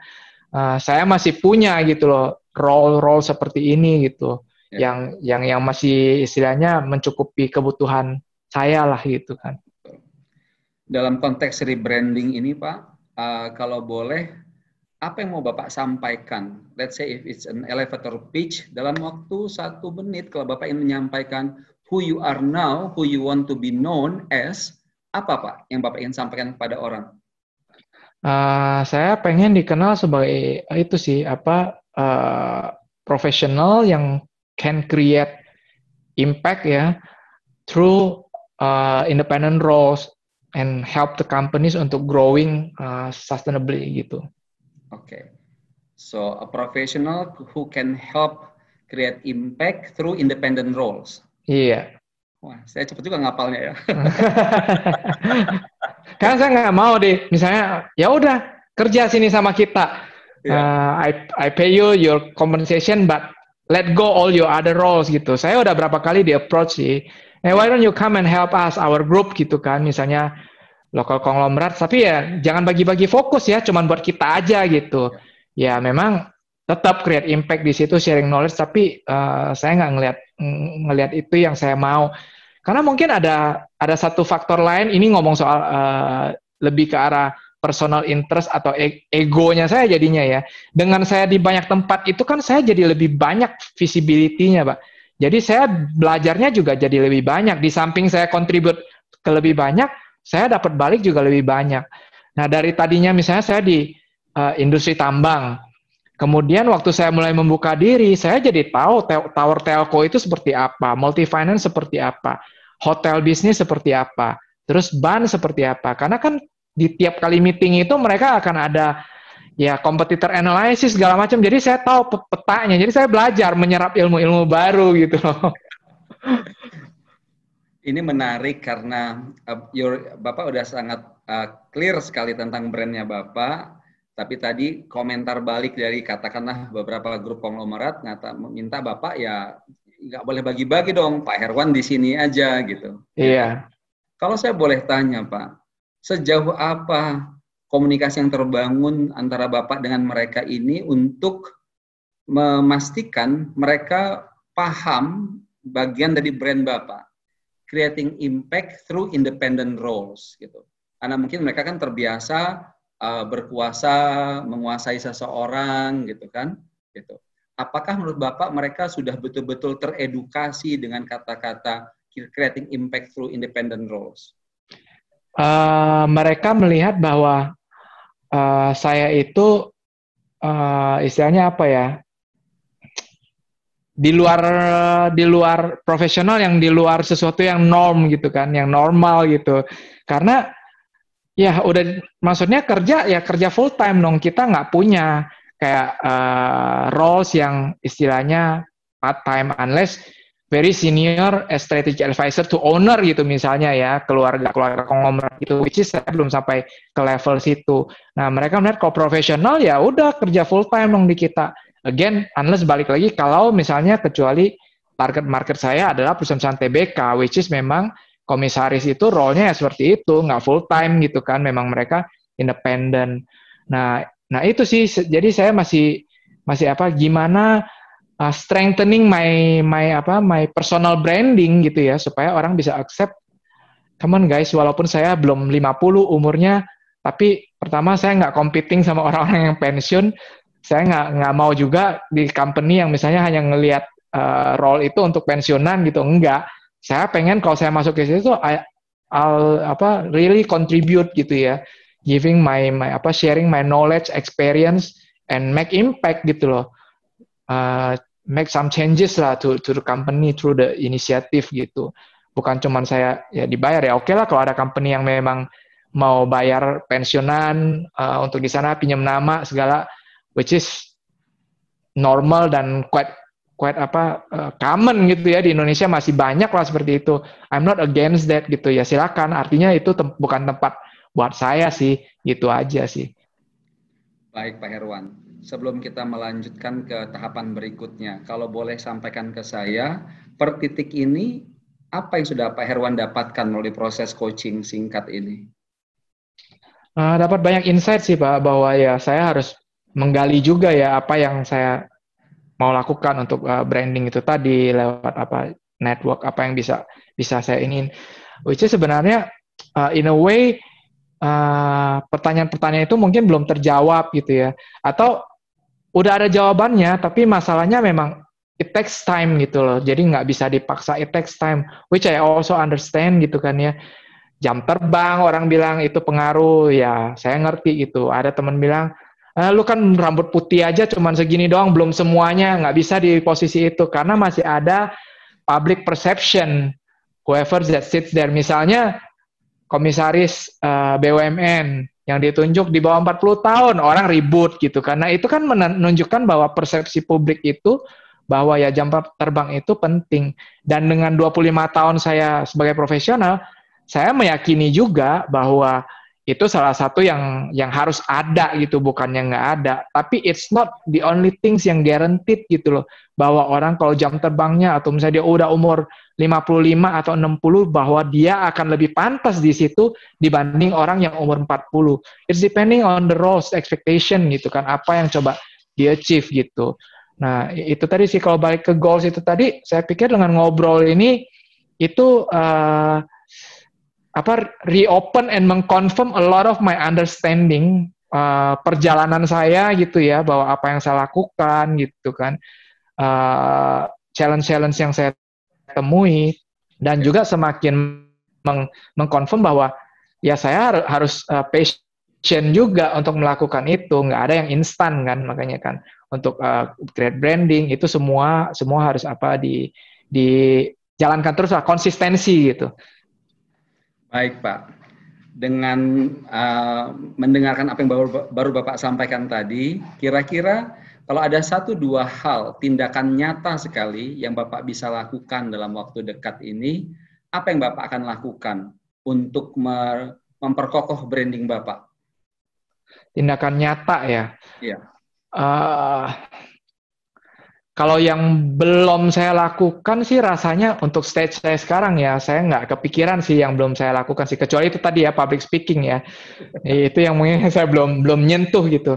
Tapi kalau effort yang lain, hampir semuanya saya udah coba, dan saya pikir secara progres quite meet my expectation gitu, bahwa I'm getting there gitu ya, sedikit-sedikit I'm getting there, but again it just a matter of patience, mesti sabar, ya kan, nggak bisa instan.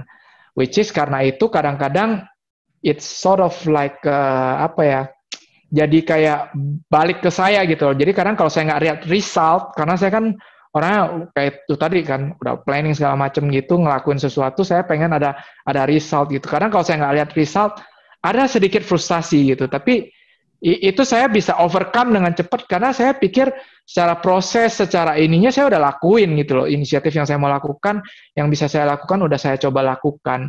Nah, masalah responnya dari sana saya belum dapat gitu, it's not something that I can control gitu kan. It's outside my control. Itu sih yang coba saya ingin terus sih. Misalnya contoh, kalau saya nulis gitu ya di LinkedIn, atau misalnya saya sharing lah sama teman-teman gitu, kadang saya dapat feedback yang positif, kadang enggak gitu kan. Saya pikir tapi itu proses belajar untuk saya supaya bisa lebih bagus ke depannya gitu kan. Nah, dan kalau saya berhenti karena misalnya saya nggak happy dengan resultnya, nanti di ke depannya nggak akan ada hasil gitu kan, malah nggak ada hasil. Jadi consistently saya terus lakukan sih yang menurut saya pilihan yang sudah saya pilih itu harus saya jalanin gitu. Jadi ada memang misalnya godaan ya, udahlah balik aja jadi CFO misalnya, tawarin dengan gaji yang lebih menggiurkan kok daripada jadi independen ya, karena independen kan wajar lah ya, saya misalnya cuma contribute untuk level lebih strategik, meeting sebulan sekali misalnya gitu kan. Kalau saya nggak dibayar seperti kayak saya CFO dulu ya wajar aja gitu kan. Nah, kadang ada godaan seperti itu, lihat orang dapat bonus besar, tapi balik lagi ke tadi di umur saya yang sekarang ini, di jalur yang saya udah pilih, mau coba kontribusi lebih banyak ke dunia sosial, kok masih mikirin lagi mau mundur misalnya ke masalah finansial gitu kan. Enggak deh gitu, udah kepalang tanggung. Dan juga ada beberapa kondisi pandemi ini, it's bring a few new awareness lah buat saya. Setelah kejadian orang tua saya, papa saya meninggal tahun lalu, kemudian kondisi pandemi ini kan kita sering sekali mendengar tingkat kematian gitu ya. Dan nggak hanya orang-orang yang kita nggak kenal, tapi juga ada orang yang kita kenal. Dan buat saya, it's not just number gitu loh, bukan cuma statistik ribuan orang misalnya yang meninggal di situ. Itu mengajarkan bahwa ya hidup itu pendek gitu kan, kita nggak pernah tahu tiba-tiba orang meninggal gitu kan, karena sesuatu yang mungkin tahun lalu dia nggak kebayang gitu, kok ada pandemi, ada virus, kemudian meninggal. Nah, apa selama eksistennya dia di dunia ini, dia udah cukup belum untuk berbuat sesuatu gitu ya, legacy gitu. Jadi saya berpikir itu nggak bisa ditunda. Berbuat baik, terus mencoba sharing sesuatu ke yang lain, itu nggak bisa ditunda gitu. Jadi kalau misalnya saya masih berkutat sekali dua kali, iya, karena kita normal mikirin financial. Tapi kalau masih mau balik lagi ke situ, enggak deh. Udah harus terus deh jalan dengan konsekuensinya. Itu tadi ya ya income les ini toh nggak berkekurangan, dan bantu orang itu nggak perlu nunggu jadi kaya gitu, which is nggak ada definisinya kaya itu kapan gitu. Kalau kata Pak Andi Noya, itu salah satu yang saya pelajarin juga, jangan nunggu ya, berbuat baik ya terus gitu, jalan terus, nggak perlu nunggu gitu kan. Nah karena itulah makanya saya pikir pilihan saya pikir sih udah tepat, dan apa yang saya lakukan itu konsistensi aja, saya akan jalankan terus gitu. Masalah nanti resultnya kayak gimana, mungkin at this point saya belum urgently butuh role baru, tapi saya akan lihat sih, akan evaluasi pada saat role saya ada yang misalnya udah selesai, can I get the new roles easily, misalnya akan ada yang nyambung lagi apa enggak, can I still continue to contribute apa enggak untuk perusahaan, atau mungkin nanti saya harus convert ke zone yang lain jadi entrepreneur gitu misalnya kan. Nah. Baik Pak, pertanyaan mungkin yang terakhir, nanti ada satu lagi sih, tapi pertanyaan ini adalah untuk lebih mereinforce your own belief. Menurut Pak Herwan, hal-hal apa yang bisa membuat Pak Herwan lebih yakin dalam melakukan proses branding yang lebih kuat?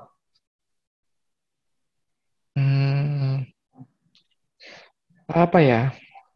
Bisa kasih semacam contoh gitu nggak, Pak? Oke. Baik, bisa saja Pak. Apakah pernah terpikir oleh Bapak menggunakan seorang promotor yang mengkomunikasikan who you are to certain stakeholders dengan intensif, sehingga bukan saja mereka mengerti Bapak, tapi juga mereka mengerti role apa yang mau Bapak bawakan buat mereka. Belum sih, jadi itu berarti promotor yang benar-benar profesional gitu ya. Kalau so far sih saya counting on my network, karena my network they speak based on their experience, dan memang mereka kenal gitu kan, dan word of mouth lah, mereka memang benar kenal dari saya. Saya belum terpikir sih untuk itu sih, menggunakan misalnya seseorang yang profesional. Saya justru berpikir yang harus saya lakukan untuk itu adalah continue to expand my network. Kalau tadi saya bisa reach out ke mantan menteri, ke sekarang misalnya jurnalis senior, ya kan, mungkin the next-nya I don't know gitu kan, who will come up gitu loh dalam perjalanan saya. Tapi saya nggak boleh berhenti, karena hanya dari situ saya bisa jadi punya akses ke orang-orang yang lebih luas gitu network-nya. Jadi ya kalau misalnya ketemu misalnya dengan anak atau putra mahkota konglomerat, ya udah pernah saya juga misalnya punya akses ke mereka gitu ya. Nah, tapi kan saya bukan dari lingkungan mereka lah. Misalnya mantan menteri, oke, saya udah punya akses juga. Tapi ya engagement level, mungkin saya ke depan lebih berharap bisa punya engagement level yang lebih banyak gitu kan. Itu akan ya part of my role juga sih. Jadi itu akan ngasih mereka kesempatan untuk ngelihat saya, dan mungkin they can promote me ya, tanpa yaitu profesional itu tadi, bahwa oh Herwan tuh kayak gini loh. Jadi pada saat mereka pindah, atau kan mantan menteri itu mereka di beberapa tempat lah gitu ya, dan saya selalu willingly sharing with them gitu. Jadi misalnya dengan mantan menteri itu ada knowledge baru, atau misalnya peraturan baru atau apa, saya bikin summary, saya kasih ke mereka, jadi mereka bisa easily untuk lihat itu. Jadi mereka bisa lihat capability saya di mana gitu sih. Itu yang masih saya lakukan sebagai part of ya balik lagi part of branding gitu ya. Tapi kalau promotor yang kayak profesional belum. Dan saya pikir continuously saya akan coba itu dulu sih sebagai effortnya gitu. Ini menarik, pas di ujung sesi keluar sesuatu dari Bapak nih. Dari apa Bapak tuh Pak? Bapak berkatakan bahwa Bapak bisa saja sebenarnya sudah kenal dengan anak putra konglomerat, mantan menteri, namun Bapak perlu meningkatkan engagement level dengan mereka. Nah, mungkin Pak sedikit saja kalau Bapak boleh sampaikan kira-kira apa yang akan Bapak lakukan untuk meningkatkan engagement level ini dengan mereka. Kalau yang tadi dengan mantan menteri itu, yang saya memang kebetulan lewat role saya berinteraksi gitu ya. Itu regularly sih, saya make sure bahwa saya nggak hanya muncul pada saat misalnya saya diundang untuk rapat formal. Nah kan itu sekarang kan semua ada komunikasi by WhatsApp group. Kita punya grup kita untuk role-nya itu tadi. Jadi di luar dari istilahnya sesi-sesi formal yang meeting-meeting yang udah di-schedulekan itu, saya berbagi knowledge dengan mereka karena saya pikir ya katakanlah di Vale gitu ya. Saya sebut aja deh Pak Rudiantara misalnya sebagai komisaris independen. Mungkin Pak Rudiantara kan sibuk, nggak mungkin lah ngikutin misalnya semua peraturan baru. Atau misalnya ada publikasi dari PwC atau organisasi accountant lain tentang misalnya kondisi ekonomi lah selama pandemik, mengenai risk management atau apa. Nah, kalau ada yang menurut saya selektif ya, nggak semuanya, dokumen-dokumen tertentu atau knowledge tertentu, yang penting itu saya sampaikan ke beliau gitu loh. Sama juga di tempat saya sekarang di Protelindo itu juga ada Pak Kusmayanto yang dulu juga Menristek juga, dan dengan Pak Kus juga sama. Dan di Sarana Nusantara holdingnya Protelindo itu ada Pak Mirsa. Pak Mirsa dulu wakil gubernur BI. Nah, dengan beliau-beliau yang penting itu kan kadang kita berdiskusi di luar meeting ke hal-hal yang lebih teknis. Jadi kadang-kadang Pak Mirza mungkin tanya, kalau menurut Herwan gimana gitu. Nah, saya coba meningkatkan level engagement berdasarkan yaitu experience saya yang mungkin beliau-beliau itu nggak ngalamin gitu ya dari sisi korporasi gitu misalnya. Kalau misalnya mereka berangkat dari posisi sebagai pendidik gitu, kan guru besar, kemudian jadi menteri gitu ya. Atau misalnya berkarir dari itu, saya berbagi dari angles yang lain gitu. Nah, kalau dengan putra-putra mahkota itu sih kenal karena ya mereka dulu misalnya ngundang saya untuk interview lah, misalnya untuk posisi CFO di perusahaan mereka. Kemudian saya kan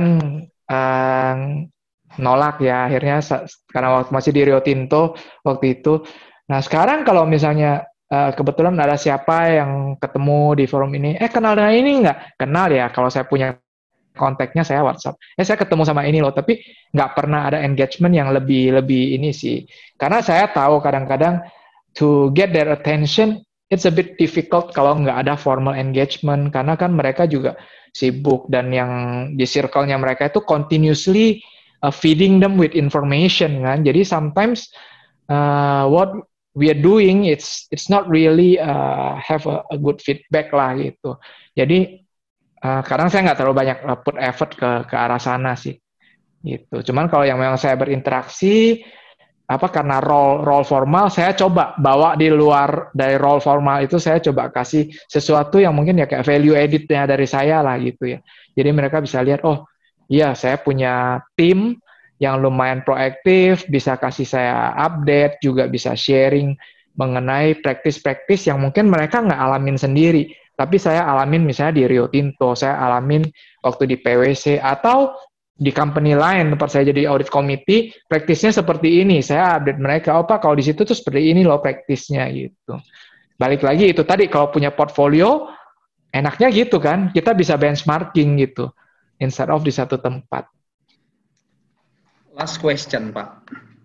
Dengan expanding network, dengan apa yang Bapak sampaikan, dan kemudian meningkatkan level of engagement, kira-kira berapa lama dari sekarang Bapak bisa mencapai milestone terdekat untuk menjadi figur yang Bapak inginkan tadi?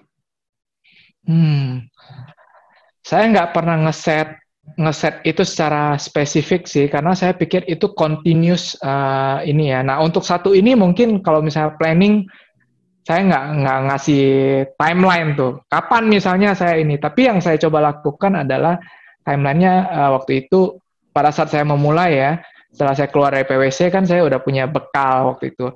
Saya pikir dalam 10 tahun pertama itu saya punya satu role audit committee. Itu pembuka pintu bahwa itu jadi the first experience ya kan, first thing, and then it can lead to another one gitu. Nah, untuk audit committee member saya udah dari yang pertama saya dapatkan di Sarana Nusantara, itu sekarang saya udah mendapatkan sampai 7 roles gitu kan. Dalam durasi dari 2013 sampai dengan sekarang lah, ya kan, selama 7 tahun. Komisaris independen itu baru satu role saya tuh di Hewlett Packard Finance Indonesia, itu di tahun 2016. Jadi the next milestone yang saya set sih cuman saya pengen dari audit committee ini saya naik kelas gitu ke komisaris independen. Itu mungkin by the time saya 55 pada saat orang yang bilang umur pensiun itu mungkin saya udah punya portfolio yang cukup strong untuk role komisaris independen dan saya nggak lagi mungkin di level sebagai anggota komite audit tapi lebih banyak kasih guidance sebagai komisaris independen di level itu. Dan saya pengen di luar dari yang TBK itu tadi ya bisa jadi advisor. Kan sekarang kan jadi saya jadi advisor selain di Yayasan Benih Baik, misalnya di kantor akuntan publik. Ada juga saya involved di Grant Thornton Indonesia, di sana sebagai advisor. Saya pengen saya bisa masuk ke perusahaan yang nggak perlu formal role saya gitu loh sebagai komisaris independen, tapi appoint saya as advisor supaya maksudnya saya bisa contribute secara strategik buat mereka. Kemarin itu ada satu perusahaan tambang dari Australia yang udah ada discussion lah awal sama dengan saya seperti itu. Nah, saya pikir kalau itu bisa achieve, it can be one of milestone gitu ya, bahwa di company itu there can be a strategic advisor role, not necessarily harus full time. You don't need a full time person and still can get the value from someone gitu ya untuk knowledge and experience-nya. Ngapain bayar saya misalnya as a CFO dengan bayaran CFO dan minta saya di sana, kalau kontribusi saya juga gitu juga. Yang mereka perlu itu kan mungkin strategic thinking saya. They can have someone yang mungkin secara technical lebih strong dari saya di situ, tapi saya bisa provide guidance gitu. Dan dengan kondisi sekarang saya pikir in a way maybe it can work gitu loh, dengan semua orang juga kerja virtual begitu, terus juga ada misi untuk cost cutting, mungkin that's one of the way to do it. Saya sempat 2 bulan lalu itu ada early discussion sama satu impact investor.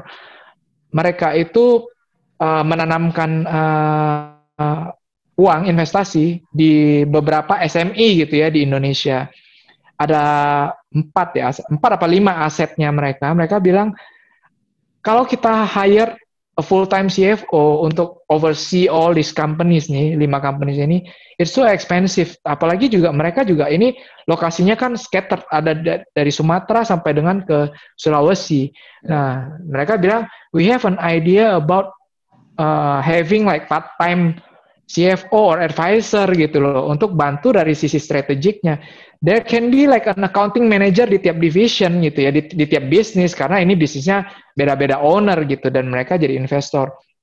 Nah, kalau by the time kita punya portfolio seperti itu, bersedia nggak bantu kita? Jadi saya ditawarin gitu kan, saya bilang, oh ya, maybe I can do that gitu, karena memang itu yang saya coba lakuin. Saya bisa kasih direction apa yang mereka perlu punya gitu kan, di company-company itu, tanpa perlu saya misalnya harus di Medan selama full time atau di Bali, di Sulawesi gitu. Jadi mungkin dari sisi cost structure jadinya juga lebih murah gitu kan. Mereka kalau nggak bayar saya full time CFO gitu kan. Ada sih, saya pikir perlu dobrakan aja sih. Kadang mungkin itu tadi ya, kalau kita dalam kondisi normal nggak muncul banyak ide-ide, orang menjalankan sesuatunya business as usual, konvensional, jadi nggak terpikir ide-ide seperti kayak yang kita lakukan sekarang deh. Kalau dulu saya mungkin diajak ngomong meeting lewat video call gitu, udah ketemu aja lah, lebih enak, mana ada interaksinya gitu kan, males gitu, atau ikut seminar gitu, capek gitu kan, webinar misalnya. Tapi dipaksa keadaan itu environment meng-create itu, akhirnya ada. Nah, kemudian ya milestone itu tadi saya tidak bisa bilang misalnya berapa lama gitu ya, yang dalam waktu dekat saya sih belum. Kalau waktu dekat kadang kayak yang role seperti itu agak susah ditebak gitu. Hari ini nggak ada, besok bisa tiba-tiba ada teman approach, di situ ada posisi audit committee yang kosong, boleh minta CV nggak gitu. Ya kan, kadang-kadang saya kasih CV gitu, tapi mungkin ya itu tadi, balik lagi kan, mereka punya beberapa kandidat, saya mungkin dianggap paling muda sendiri gitu kan, nggak punya knowledge di industri. Nah, akhirnya mereka milih yang lain gitu.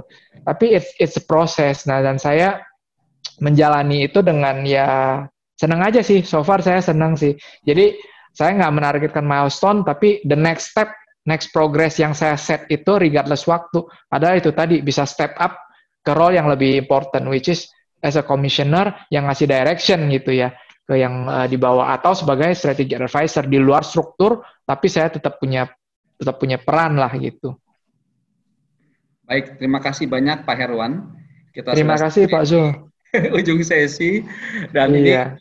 luar biasa ya. Saya pikir waktu kita agak lebih dari 60 menit ini kelihatannya. Maaf nih, saya ngoceh terus Oh, ngeluarin unek-unek saya juga ya. tidak apa-apa, justru ini saya juga apa namanya kebawa dengan semangat yang Pak Herwan sampaikan ya.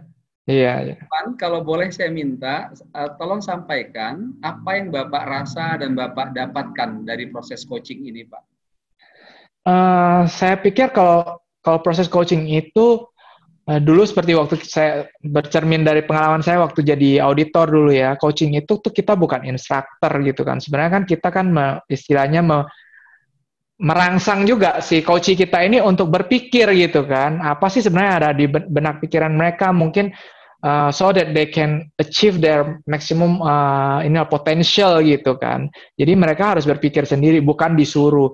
Nah, jadi kalau lewat sesi ini, lewat apa yang tadi saya ngomongin ini, saya sebenarnya merasakan bahwa saya merefresh perjalanan saya nih, mengkonfirm apa yang saya lakukan, mencoba ada partner diskusi yang mendengarkan saya gitu ya, memastikan kalau mungkin tadi misalnya saya ada yang keluar jalur gitu misalnya, atau salah ngomong, atau misalnya salah strategi, mungkin Pak Sul akan mengingatkan sebagai coach gitu kan, harusnya nggak begitu, mungkin harusnya bisa nggak terpikir seperti ini.